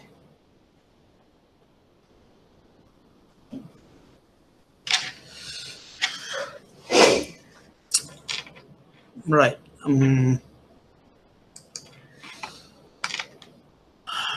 Black box model. Let's see. Must have a visual on the black box model. Right. This. You know, I told you there are marketing various stimuli externally coming, and this black box is the buyer's mind, and then comes the responses. Stimuli, processes, and the responses.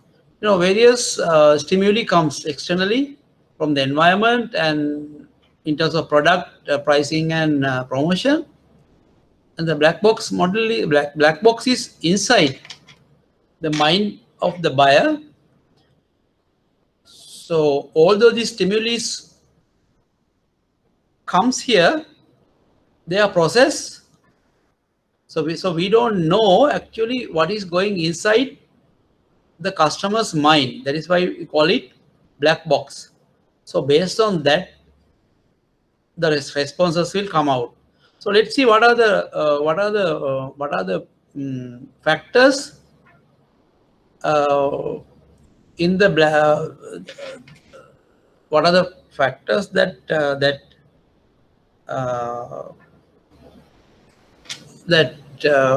create that black box and finally affect the response. So beliefs and attitudes of the customer will be one factor as to that will influence the buyer decision. Say for example, when we as a marketing person, we say something good about our product, the customer beliefs and attitudes are different, so they might not believe what we say, and customer may have attitude which is negative towards our company or our brand. In that case, the responses that he will give may not be very positive. So customers are different individuals, so they have set of beliefs and attitudes towards our products, our organization, and even their values, their value system, their knowledge about the products or the banking, financial systems, their motivations, perceptions, and their lifestyle. So these are the factors that will influence the buyer decision. So it's not easy. Even we want to sell something, we will communicate. This is about our marketing communication and other marketing mix elements that are there. But although these tools are there, it doesn't mean that customer respond positive. Customer still can. So if you talk to 10 customers, maybe 1 or 2 people might show a positive response. It will never be all 10 people respond positively. That will not happen. Why? Because each person has a black box inside them, inside each of them, that will control the response. You understand? And even each will have their own buying process. They also go through before they buy, they should have gone through this process. So responses either may be positive. In that case, The product will be purchased or no purchase. The product will not be bought.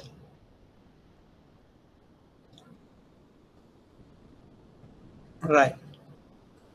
Can you give me 2 minutes? I will get back to respond to call.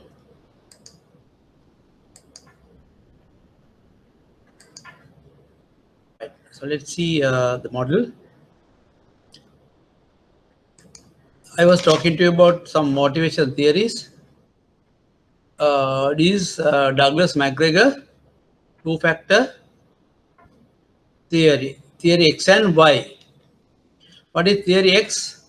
The assumption that employees dislike work. They are lazy. They dislike responsibility and must be coerced or perform. That means must be pushed to perform, must be punished to perform. Theory Y, the assumption that employees like work, are creative, seek responsibility, and can exercise self-direction. So management of management style and effect. Theory X, people hate work. Another people have to be forced to work. People prefer to be told what to do. People are selfish and have no interest in the organization. The revise is the management believe people like work. People drive themselves and work effectively. People will take the responsibility and the initiative given the opportunity. People will commit themselves to objectives if it is beneficial to them. Then ඔගොල්ලෝ මොකද්ද මේකෙන් හොඳ style එක if you are a manager? Theory X style or theory Y? So definitely it should be theory Y, because if you have a negative view on people like X type style, it's not going to work for white collar, educated jobs, right? This is good for a blue collar, unskilled estate or plantation workers like segments or population, but not educated guys who are working in banks and finance organizations. Management style will have to be more positive view about the people. People like work, people drive themselves and work effectively, people will take, but only thing you need to guide them properly without distrusting them. You know, trust. The moment you trust people, they will also will try to maintain that trust. But the moment they feel that you don't trust them, that will make a big damage, because they also will not act trustworthy. That bonding between you and the workers will be broken. So what I propose and recommend is that a bank manager should use the style of theory Y type. That will help keep in the teamwork, the proper understanding among the management and the workers, work as a team, and also get the best out of employees. All that be possible in an environment where theory Y type management style is practice, or rather practice.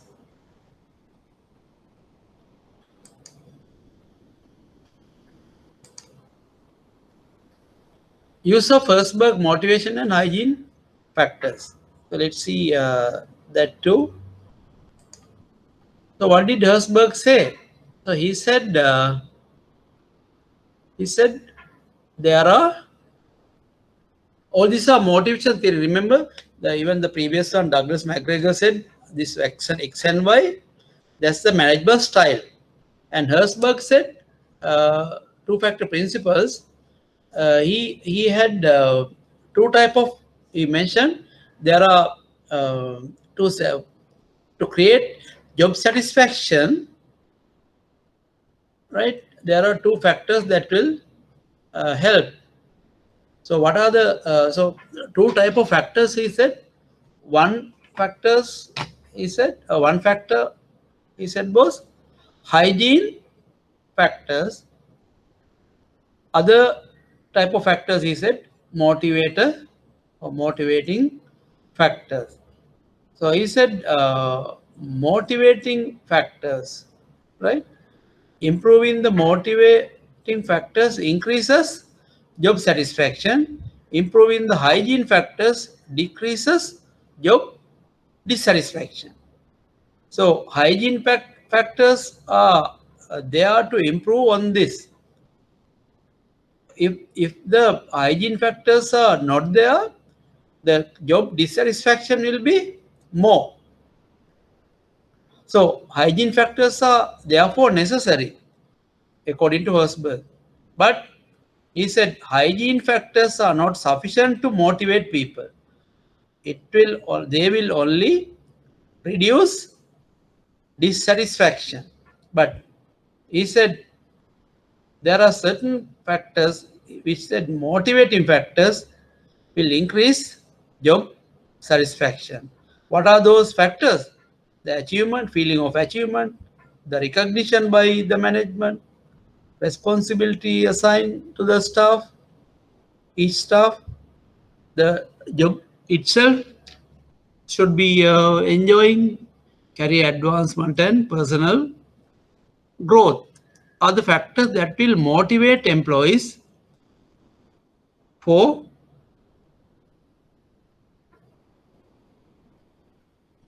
and they'll create more job satisfaction. At the same time, he said working conditions, co-worker relations, policies and rules, superior supervisor quality, base wage, salary, and things like that will reduce or decreases job dissatisfaction.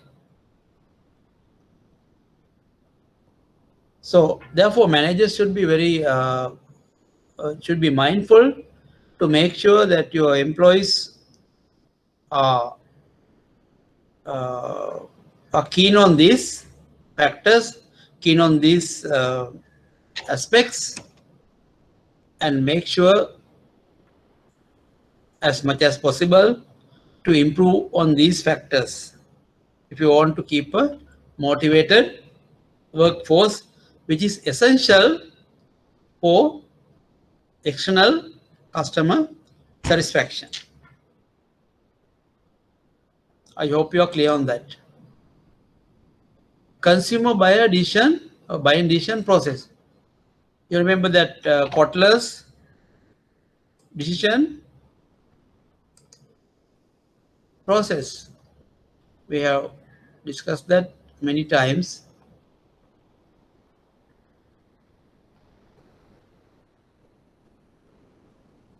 So what are the Kotler's buying process? Need recognition or problem recognition, information search, evaluation of alternatives, purchase decision, post-purchase evaluation. දැන් ඔයගොල්ලන් මොනවා හරි ගන්න උනාම ඔයගොල්ලන් මොනවද කරන්නේ ඉස්සෙල්ලාම ඔයගොල්ලන් හිතමු ඔයගොල්ලන්ට ගිහිල්ලා ටීවී එකක් ගන්න තියෙනවා නැත්නම් ඔයාලට ගන්න තියෙනවා කාර් එකක් මොනවද කරන්නේ කාර් එකක් ගන්නවනේ දැන් ඔයාලට නීඩ් එක තියෙනවා සල්ලි තියෙනවා වාහනයක් නැහැ right දැන් මොනවද කරන්නේ ඔයගොල්ලන් සර්ච් කරනවා ඉන්ෆර්මේෂන් ඔයගොල්ලන් කොහෙද බලන්නේ FB එකේ තියෙන්න පුළුවන් රිය සේවන බලන්න පුළුවන් ඉක්මන් එක බලන්න පුළුවන් පත්තර වල ඇඩ්ස් බලන්න පුළුවන් බ්‍රෝකර්ස්ලට කියලා බලන්න පුළුවන් යාළුවන්ට කියලා බලන්න පුළුවන් ඒ වගේ තමයි ඉන්ෆර්මේෂන් ගැදර් කරගන්න ඊට පස්සේ දැන් ඔයාලට ඉන්ෆර්මේෂන් ගොඩක් එනවනේ ඊට පස්සේ ඒවා ටික ඉවැලුවේට් කරලා බලන්න හරි ඊට පස්සේ තමයි ෆයිනල් ඔයගොල්ලන්ගේ ක්‍රයිටීරියා වලට හරියන වැඩිම ස්කෝර් එකක් ගන්න purchase product එක තමයි item එක තමයි ඔයගොල්ලන් purchase කරන්නේ. Post purchase කියන්නේ ඒක after purchase whether you are happy with your decision or unhappy with your decision. Answer matrix for banks. The answer matrix කියන්නේ දැන් ඔයාලා දැන් කටපාඩමේ තියෙන්න ඕන. Answer matrix කියන්නේ මොකක්ද? So product market matrix. මොනවද එකකින් කියන්නේ? Right? Selling existing products in existing markets or selling new products in new markets or selling existing products to existing customers or selling existing product to new customers. And so 4 type of options are available for a organization to grow the revenue.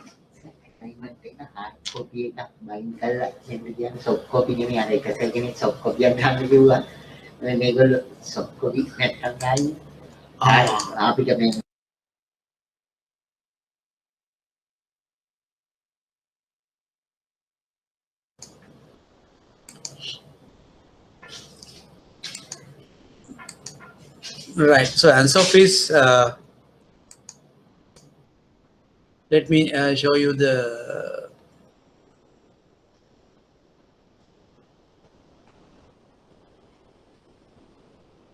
so this is the answer of model. There are 2 aspects: market, the product, new products, existing products, new products. So when you sell present existing products in existing market, you call it market penetration. That is the easiest method for you to grow or increase your revenue, right? Market penetration.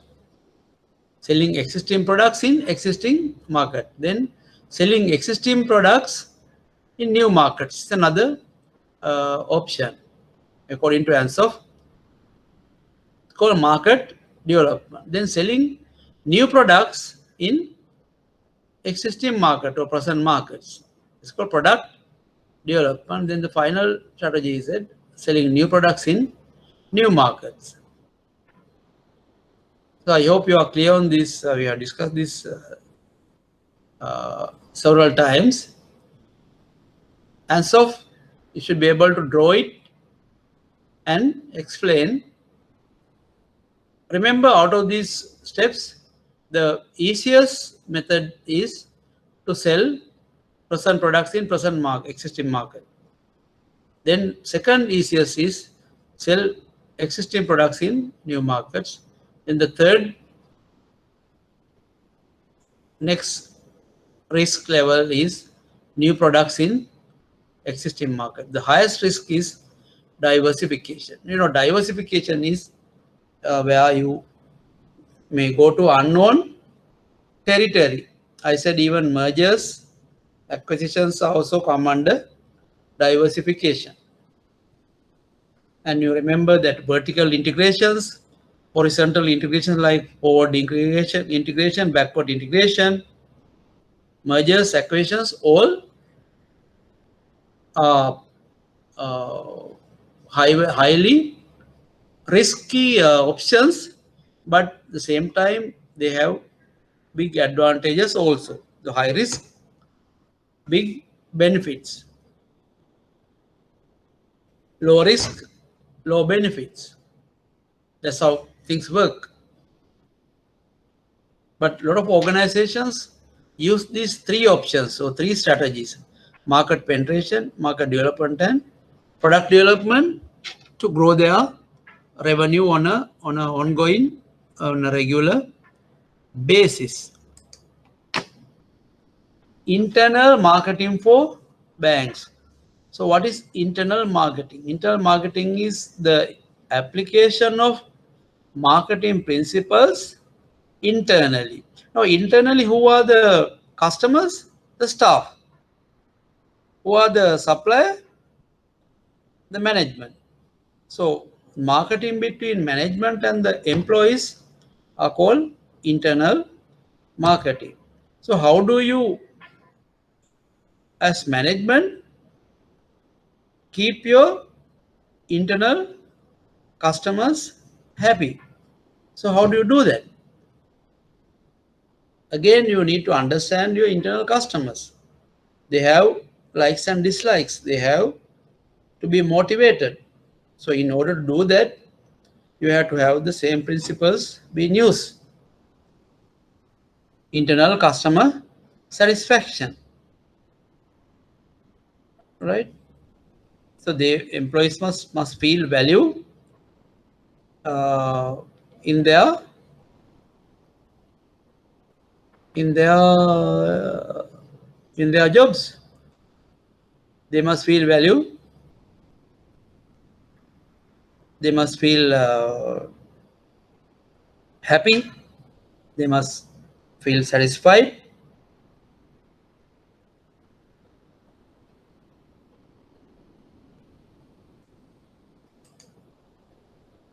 Right? So internal marketing is important. But because if you don't create a satisfied, motivated employees, what will happen? Your external marketing can be negatively affected. So how do you create good internal marketing? So we'll have to have some good communications, clear their doubts, telling them what to do, what is expected of them, appreciate their good work, support and guide, train and develop, recognize and reward. All these are tools for internal marketing, internal communication, internal uh, uh, support and guidance, training and development for them, skill and personal growth development, rewarding, recognizing them. You remember that Herzberg giving them responsibility, provide them career advancements, provide them career growth, provide personal growth, development of their professionalism, reward and recognize are tools for internal marketing for banks. So-called model and customer service. Now, what is so-called model? So-called model is about, let me show you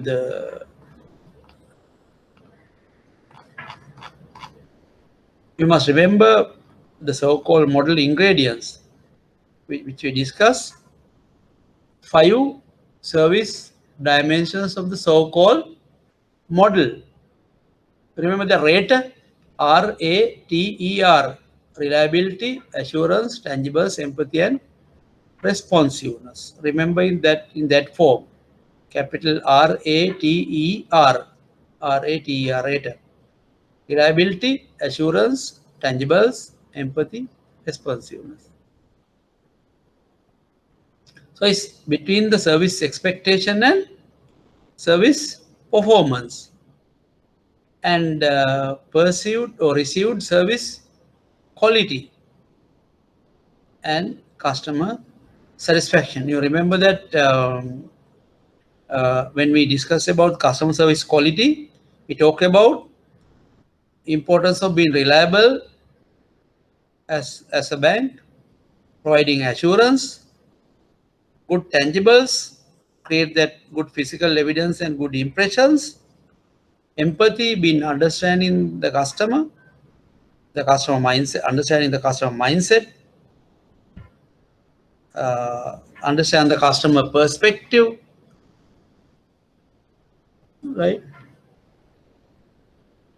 Caring, all that come under empathy. Responsiveness, willingness to help, willingness to help.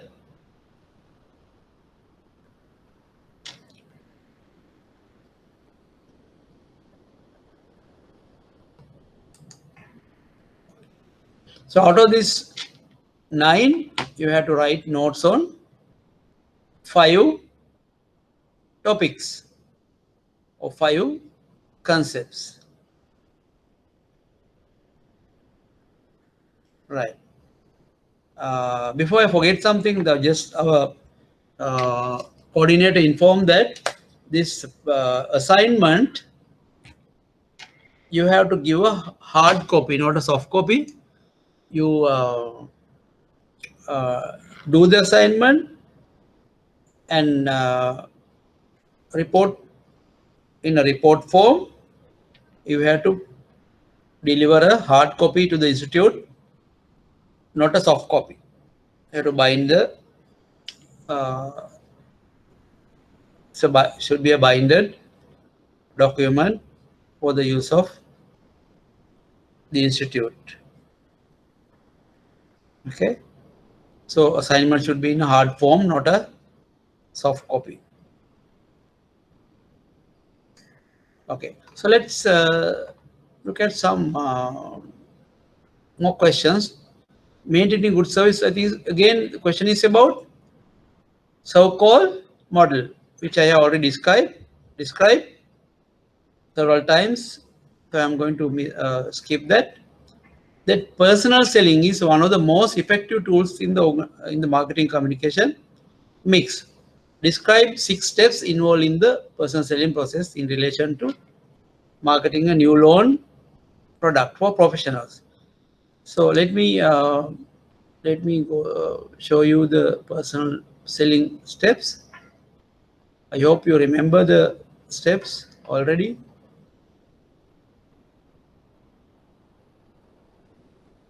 Right.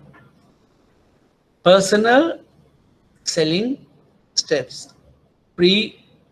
Prospecting and qualifying, pre-approach, approach, presentation, demonstration, handling objections, closing, follow-up.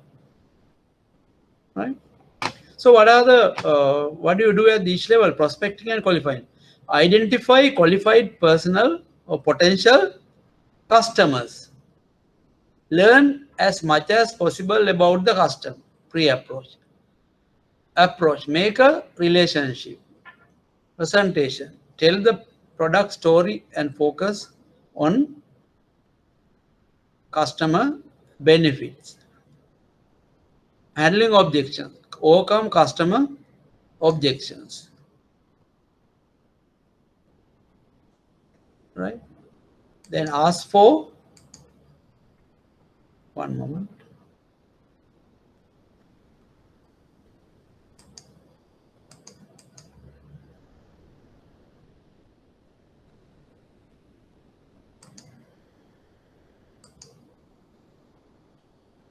The closing is finalizing the particular transaction. Follow up to ensure customer satisfaction and repeat business. Now when you want, now in this case, the question is in relation to a personal. The question is a new personal loan product for professionals. Say you are meeting you want to meet a doctor, say for example, to sell your new personal loan product, right? Okay.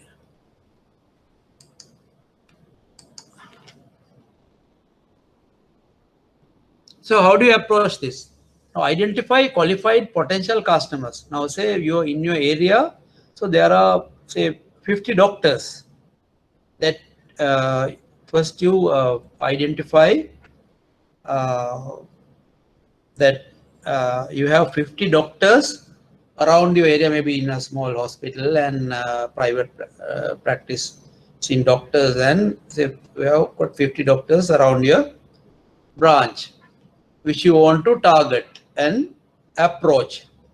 Then what do you do? Then try to get a list, some data, maybe some telephone numbers or whatever, email addresses as much as possible. And then what do you do? Then learn as much as possible about the customer. Then individually you must make a profile of each doctor, maybe with regard to their business level, their salaries, place they are working, their other income sources, their background if possible, whether they are banking with other banks also already. All those information that you'll be able to, you have to make an effort and find out about the particular potential doctor. And then approach is you are trying to okay, call or email and trying to get an appointment to meet the doctor in their convenience. Your doctors are generally busy, but you have to talk to them and make an appointment. And then you go and meet the doctor and present your case. Maybe you put your personal loan product features, benefits all in a laptop and go and show it to the doctor, or any offline documents to the doctor and presenting your product. Then questions will come. The doctor will ask various questions about the product, the features, benefits. He or she might compare with the other banks. He or she might ask, why should I buy from, take your loan uh, uh, against another bank, which he or she feels offering similar or better options. This is the most crucial situation, handling objections. If you do this properly, then you are through, because this is where the decision is made by the doctor whether to obtain a loan from you or any other bank. So this is where you need a lot of information about your bank, your product, even the competitor products. If the potential customer asks about any competitor product or some comparison, how do you handle that? Right? What you do is you should say that you know the competitor products, but you must emphasize the strengths of your product without criticizing the other bank product. Never do criticize competitor products, but you can always strengthen, give the strengths of your product and what you have, what you offer, what you have in the benefits that you have in offer. Professionally, we don't go and talk bad of competitor products. Focus on your products, your strengths, and your benefits to the customer. But you should be knowing the offers made by the other banks. Remember, personal selling is a very professional, one-to-one situation, right? It's one-to-one. So your professionalism, your knowledge, your skills, your capability in handling objections and convincing the customer will really matter. At the same time, if you handle it well, it will be most effective method to increase your sales. Then comes the final stage, the closing. Applications are filled, mandates are filled, accounts are open, and then necessary information to give the facility, give the personal loan is done. And once the loan is granted, then you continue to keep contact with the customer, with the doctor, to keep the customer in as a lifelong customer for you.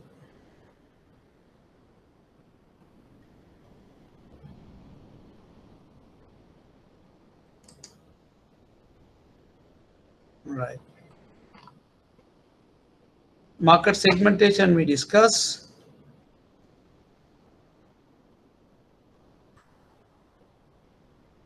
Describe how to position a new minor savings product strongly in the minds of the parents.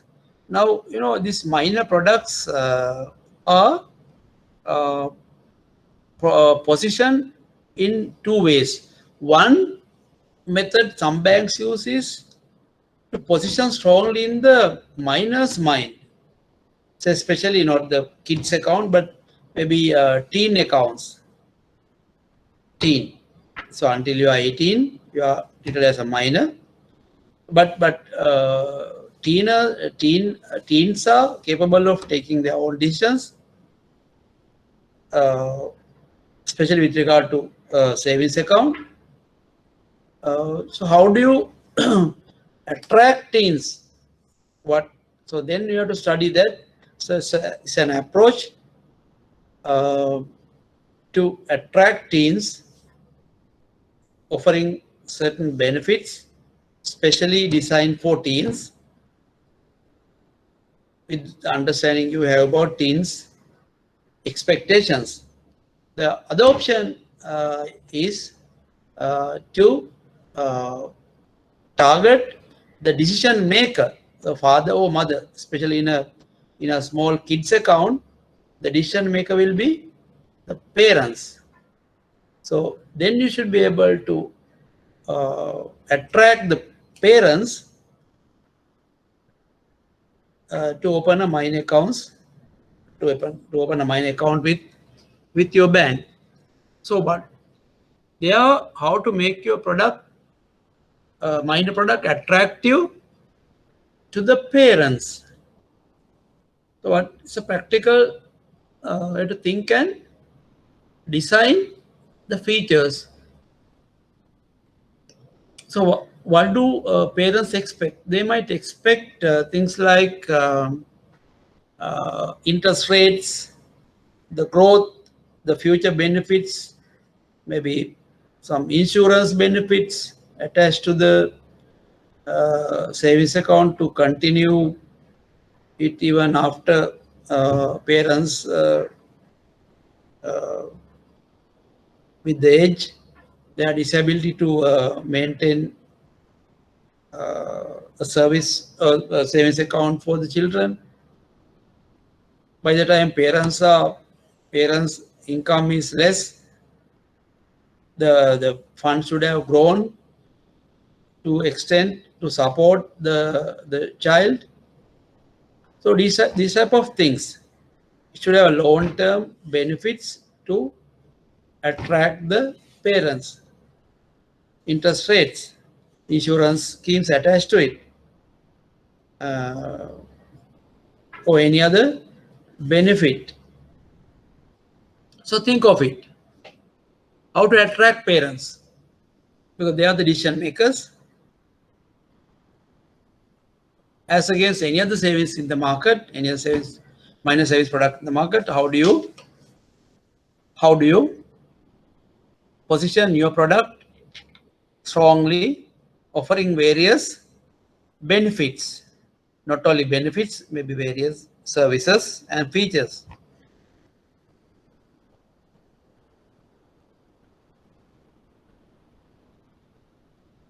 You have been recently appointed as head of leasing of your bank. At your initial analysis, you find that your marketing executives lack a good marketing background. Explain to your marketing executives how 7-piece model we use to enhance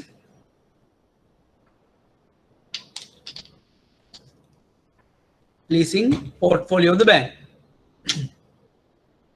So this is a very clear question. 7-piece model: product, pricing, place, promotion, people, physical evidence, and processes. These are the 7 tools to help your marketing strategy. So you should have the product maybe already designed by the bank. The pricing may be determined but may be flexible. Promotions, think of doing some attractive, effective promotions. Distribution, think of doing it using various new channels, like even going into social media, offline to online methods. Then people, your leasing team, their service quality, physical evidence, your maybe if you have your mobile vehicles, your material, all should be in a professional manner. Processes, your speed of delivery, the lease can be approved overnight or within 24 hours or 1 day or 2 day service. Documentation, the hassle-free, all those come under the technology support, all come under processes.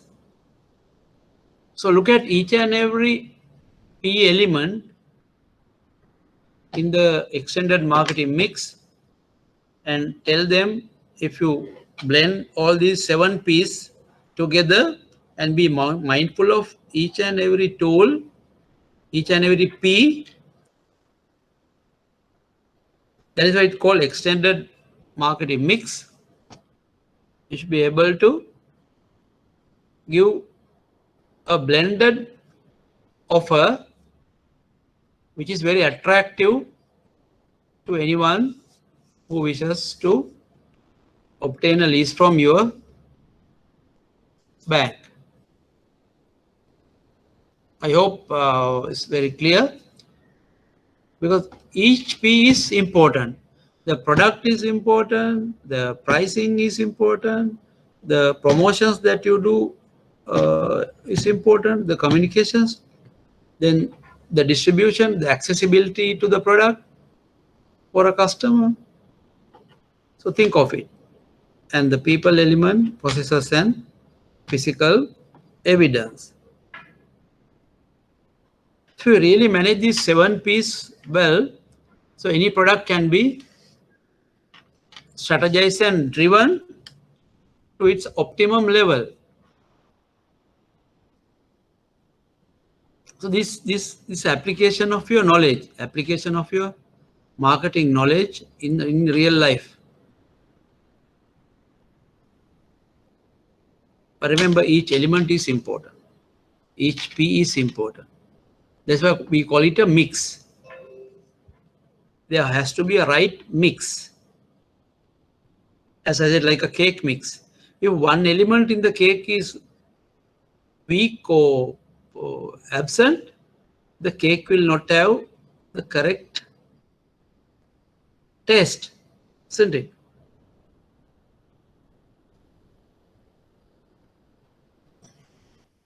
So I hope you are clear on the 7 P's model.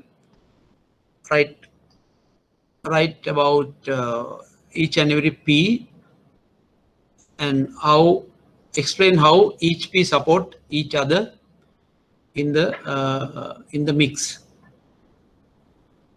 Owing to special characteristics of services, standardizing of service quality has become very difficult. What are the key characteristics of services?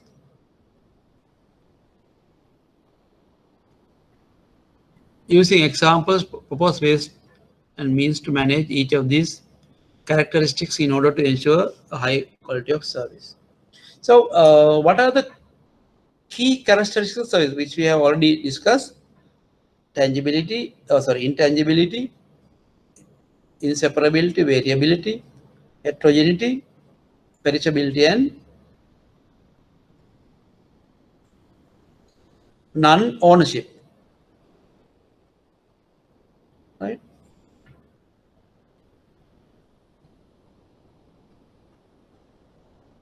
Right?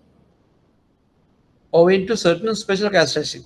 Characteristics are because is different from a product and a service differ because services have this specific characteristics. Right?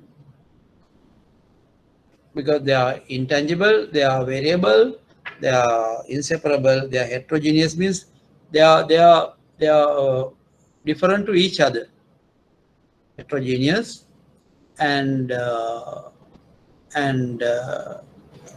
perishable. But they are you can't store a service like a product, because services are delivered and produced and delivered at the same time. Products are manufactured and sold later, but services are manufactured or produced and delivered same time. Say for example, haircut. Can you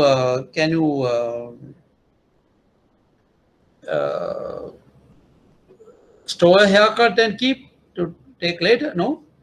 Surgery, can you do it previously and use later? No. It is then and there, produced and delivered.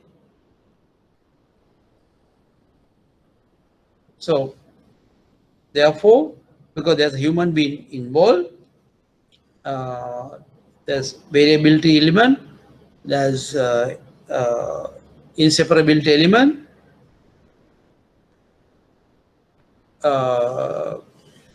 because they are not homogeneous, they are heterogeneous. Means heterogeneity means each service is different to each other because of these factors.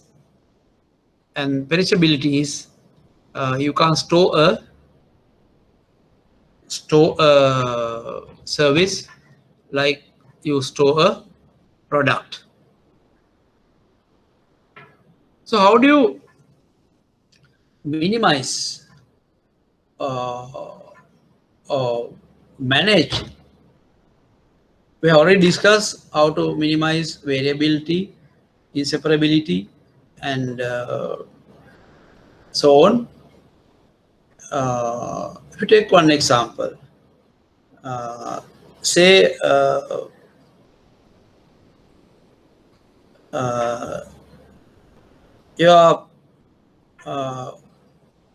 say you're opening a current account for the customer, current account, right? So intangible, current account is tangible. So how do you tangibilize a current account? Or how do you make customer feel that he or she has a current account? So you are giving a checkbook. There's one tangible element that you give, right? You can give a checkbook together with a checkbook cover. It gives some ownership. You know, like for a passbook, you give a savings account, you give a passbook.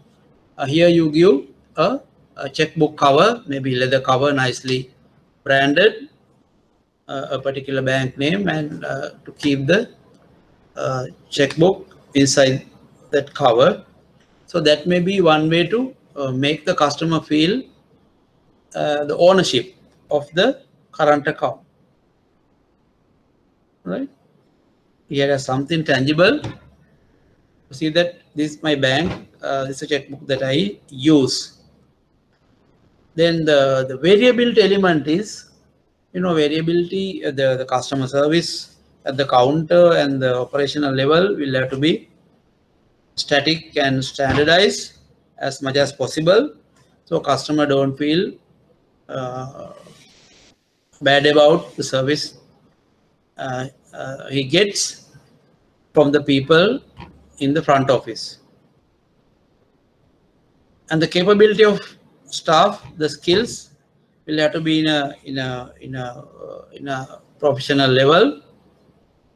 The customer feel good to maintain the current account. Whenever question is asked, answers are provided. So that level of skills are displayed for the customer to be happy. So these are few things that so depending on each product or each service rather, you have to, because it's difficult, because services have very special characteristics.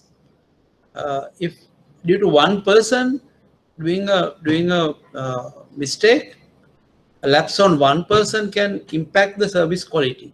So that is why this internal marketing is important. The mindset of the employees in the entire team mindset is important to maintain the service at a high level.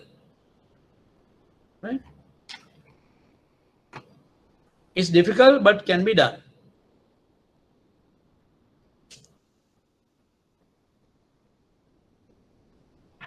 Happy customers are created by motivated, happy, satisfied employees. Evaluate this statement in the context of banking industry. So same thing that we have discussed.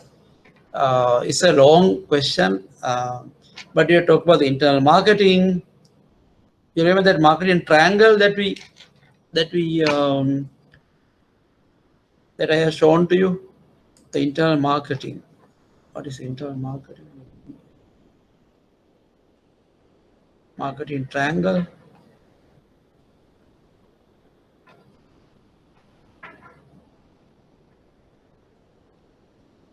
Right. This is the marketing triangle, right? So it's marketing triangle. One side you have the company management, other side you have employees, customers. So between I said management and the employees, internal marketing, keeping promises.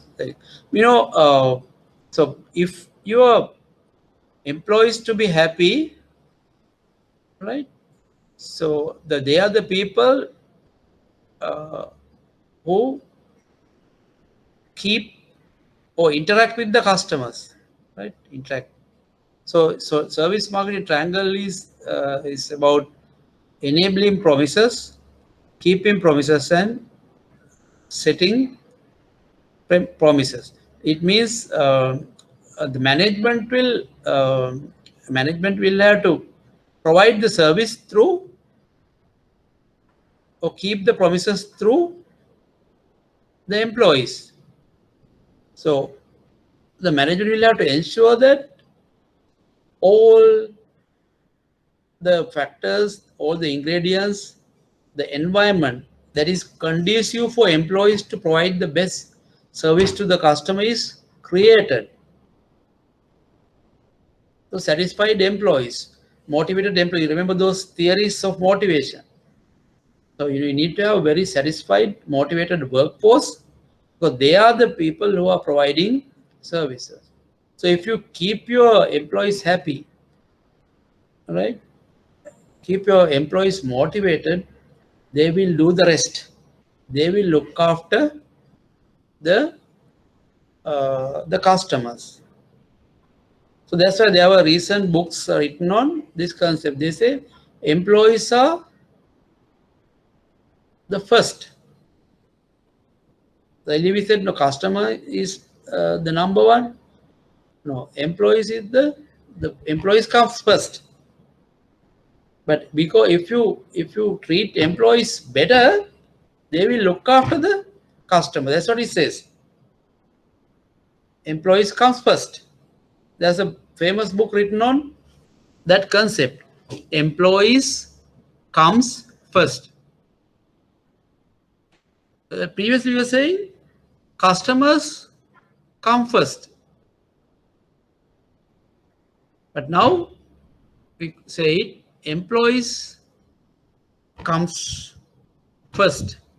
If you keep your employees, treat your employees better, because the book says they will look after and keep the customers for you. Because you can't handle customers unless your employees do not do it. So look after the employees, they will look after the customers. That's service marketing triangle.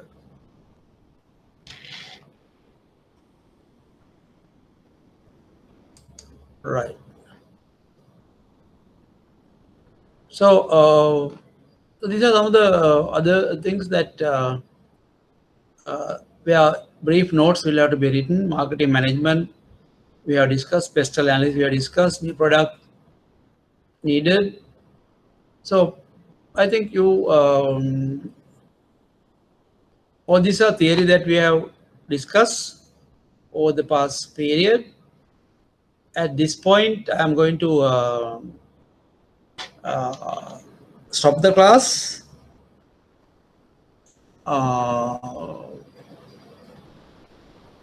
There are, so look at these questions. So there are about 20 odd questions I have given. So your exam questions will be coming around from these questions. Whatever question that will come will be from the topics that we have already discussed. But remember, the questions will have two parts minimum. One is the theory part most of the time, and another part will be for the application and understanding of theory. I hope you are clear on that. We will not be testing only the theory. There will be theory, there will be application of theory. So that's about. And also remember, when you answer, don't write lengthy answers. After you explain the concept,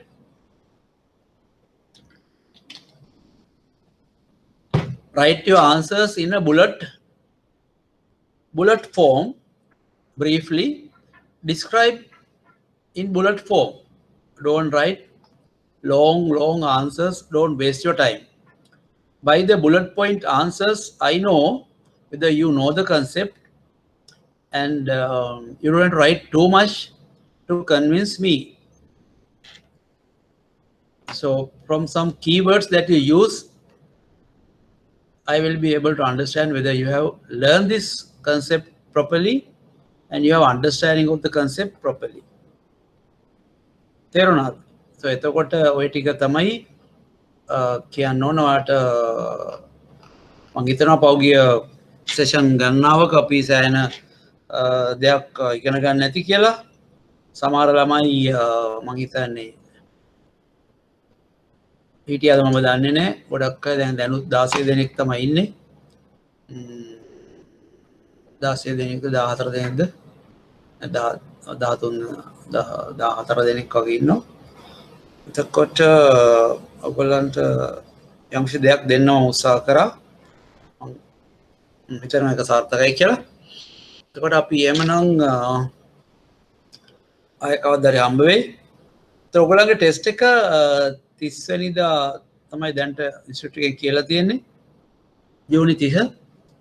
assignment එක එතකොට hard copy එකක් ඕගොල්ලන් දෙන්න මැයි 9 වගේ වෙද්දි first week of මේ වල assignment එක කරලා දෙන්න. ඊට පස්සේ අසයින්මන්ට් එක කරාම ඔයාලට කල් තියෙනවා ස්ටඩි කරන්න තව මාසයක් විතර එක්සෑම් එකට. ලොකු දෙයක් නැහැ. ඔයගොල්ලන්ගේ concept එක මතක තියාගන්න, marketing management process එක මතක තියාගන්න. From where are we now to where do you want to be, how do we get there, what are the best methods, how do you ensure arrival, that means review and controls of anything that you do. Learning this marketing management subject will teach you not only to understand marketing but also the management as well. The management is how to manage. Any management activity will consist these 4-5 stages which we describe. Where are we now? Where do you want to be? How do we get there? What are the best methods? What are the optimum methods? And how do we ensure achieving those objectives through review and periodic controls and taking corrective actions. But so this will be useful for you any management studies in the future as well. So I believe you have got something out of this program. That's my pleasure. And anyone has anything to say? Or shall we call it a day? Hello?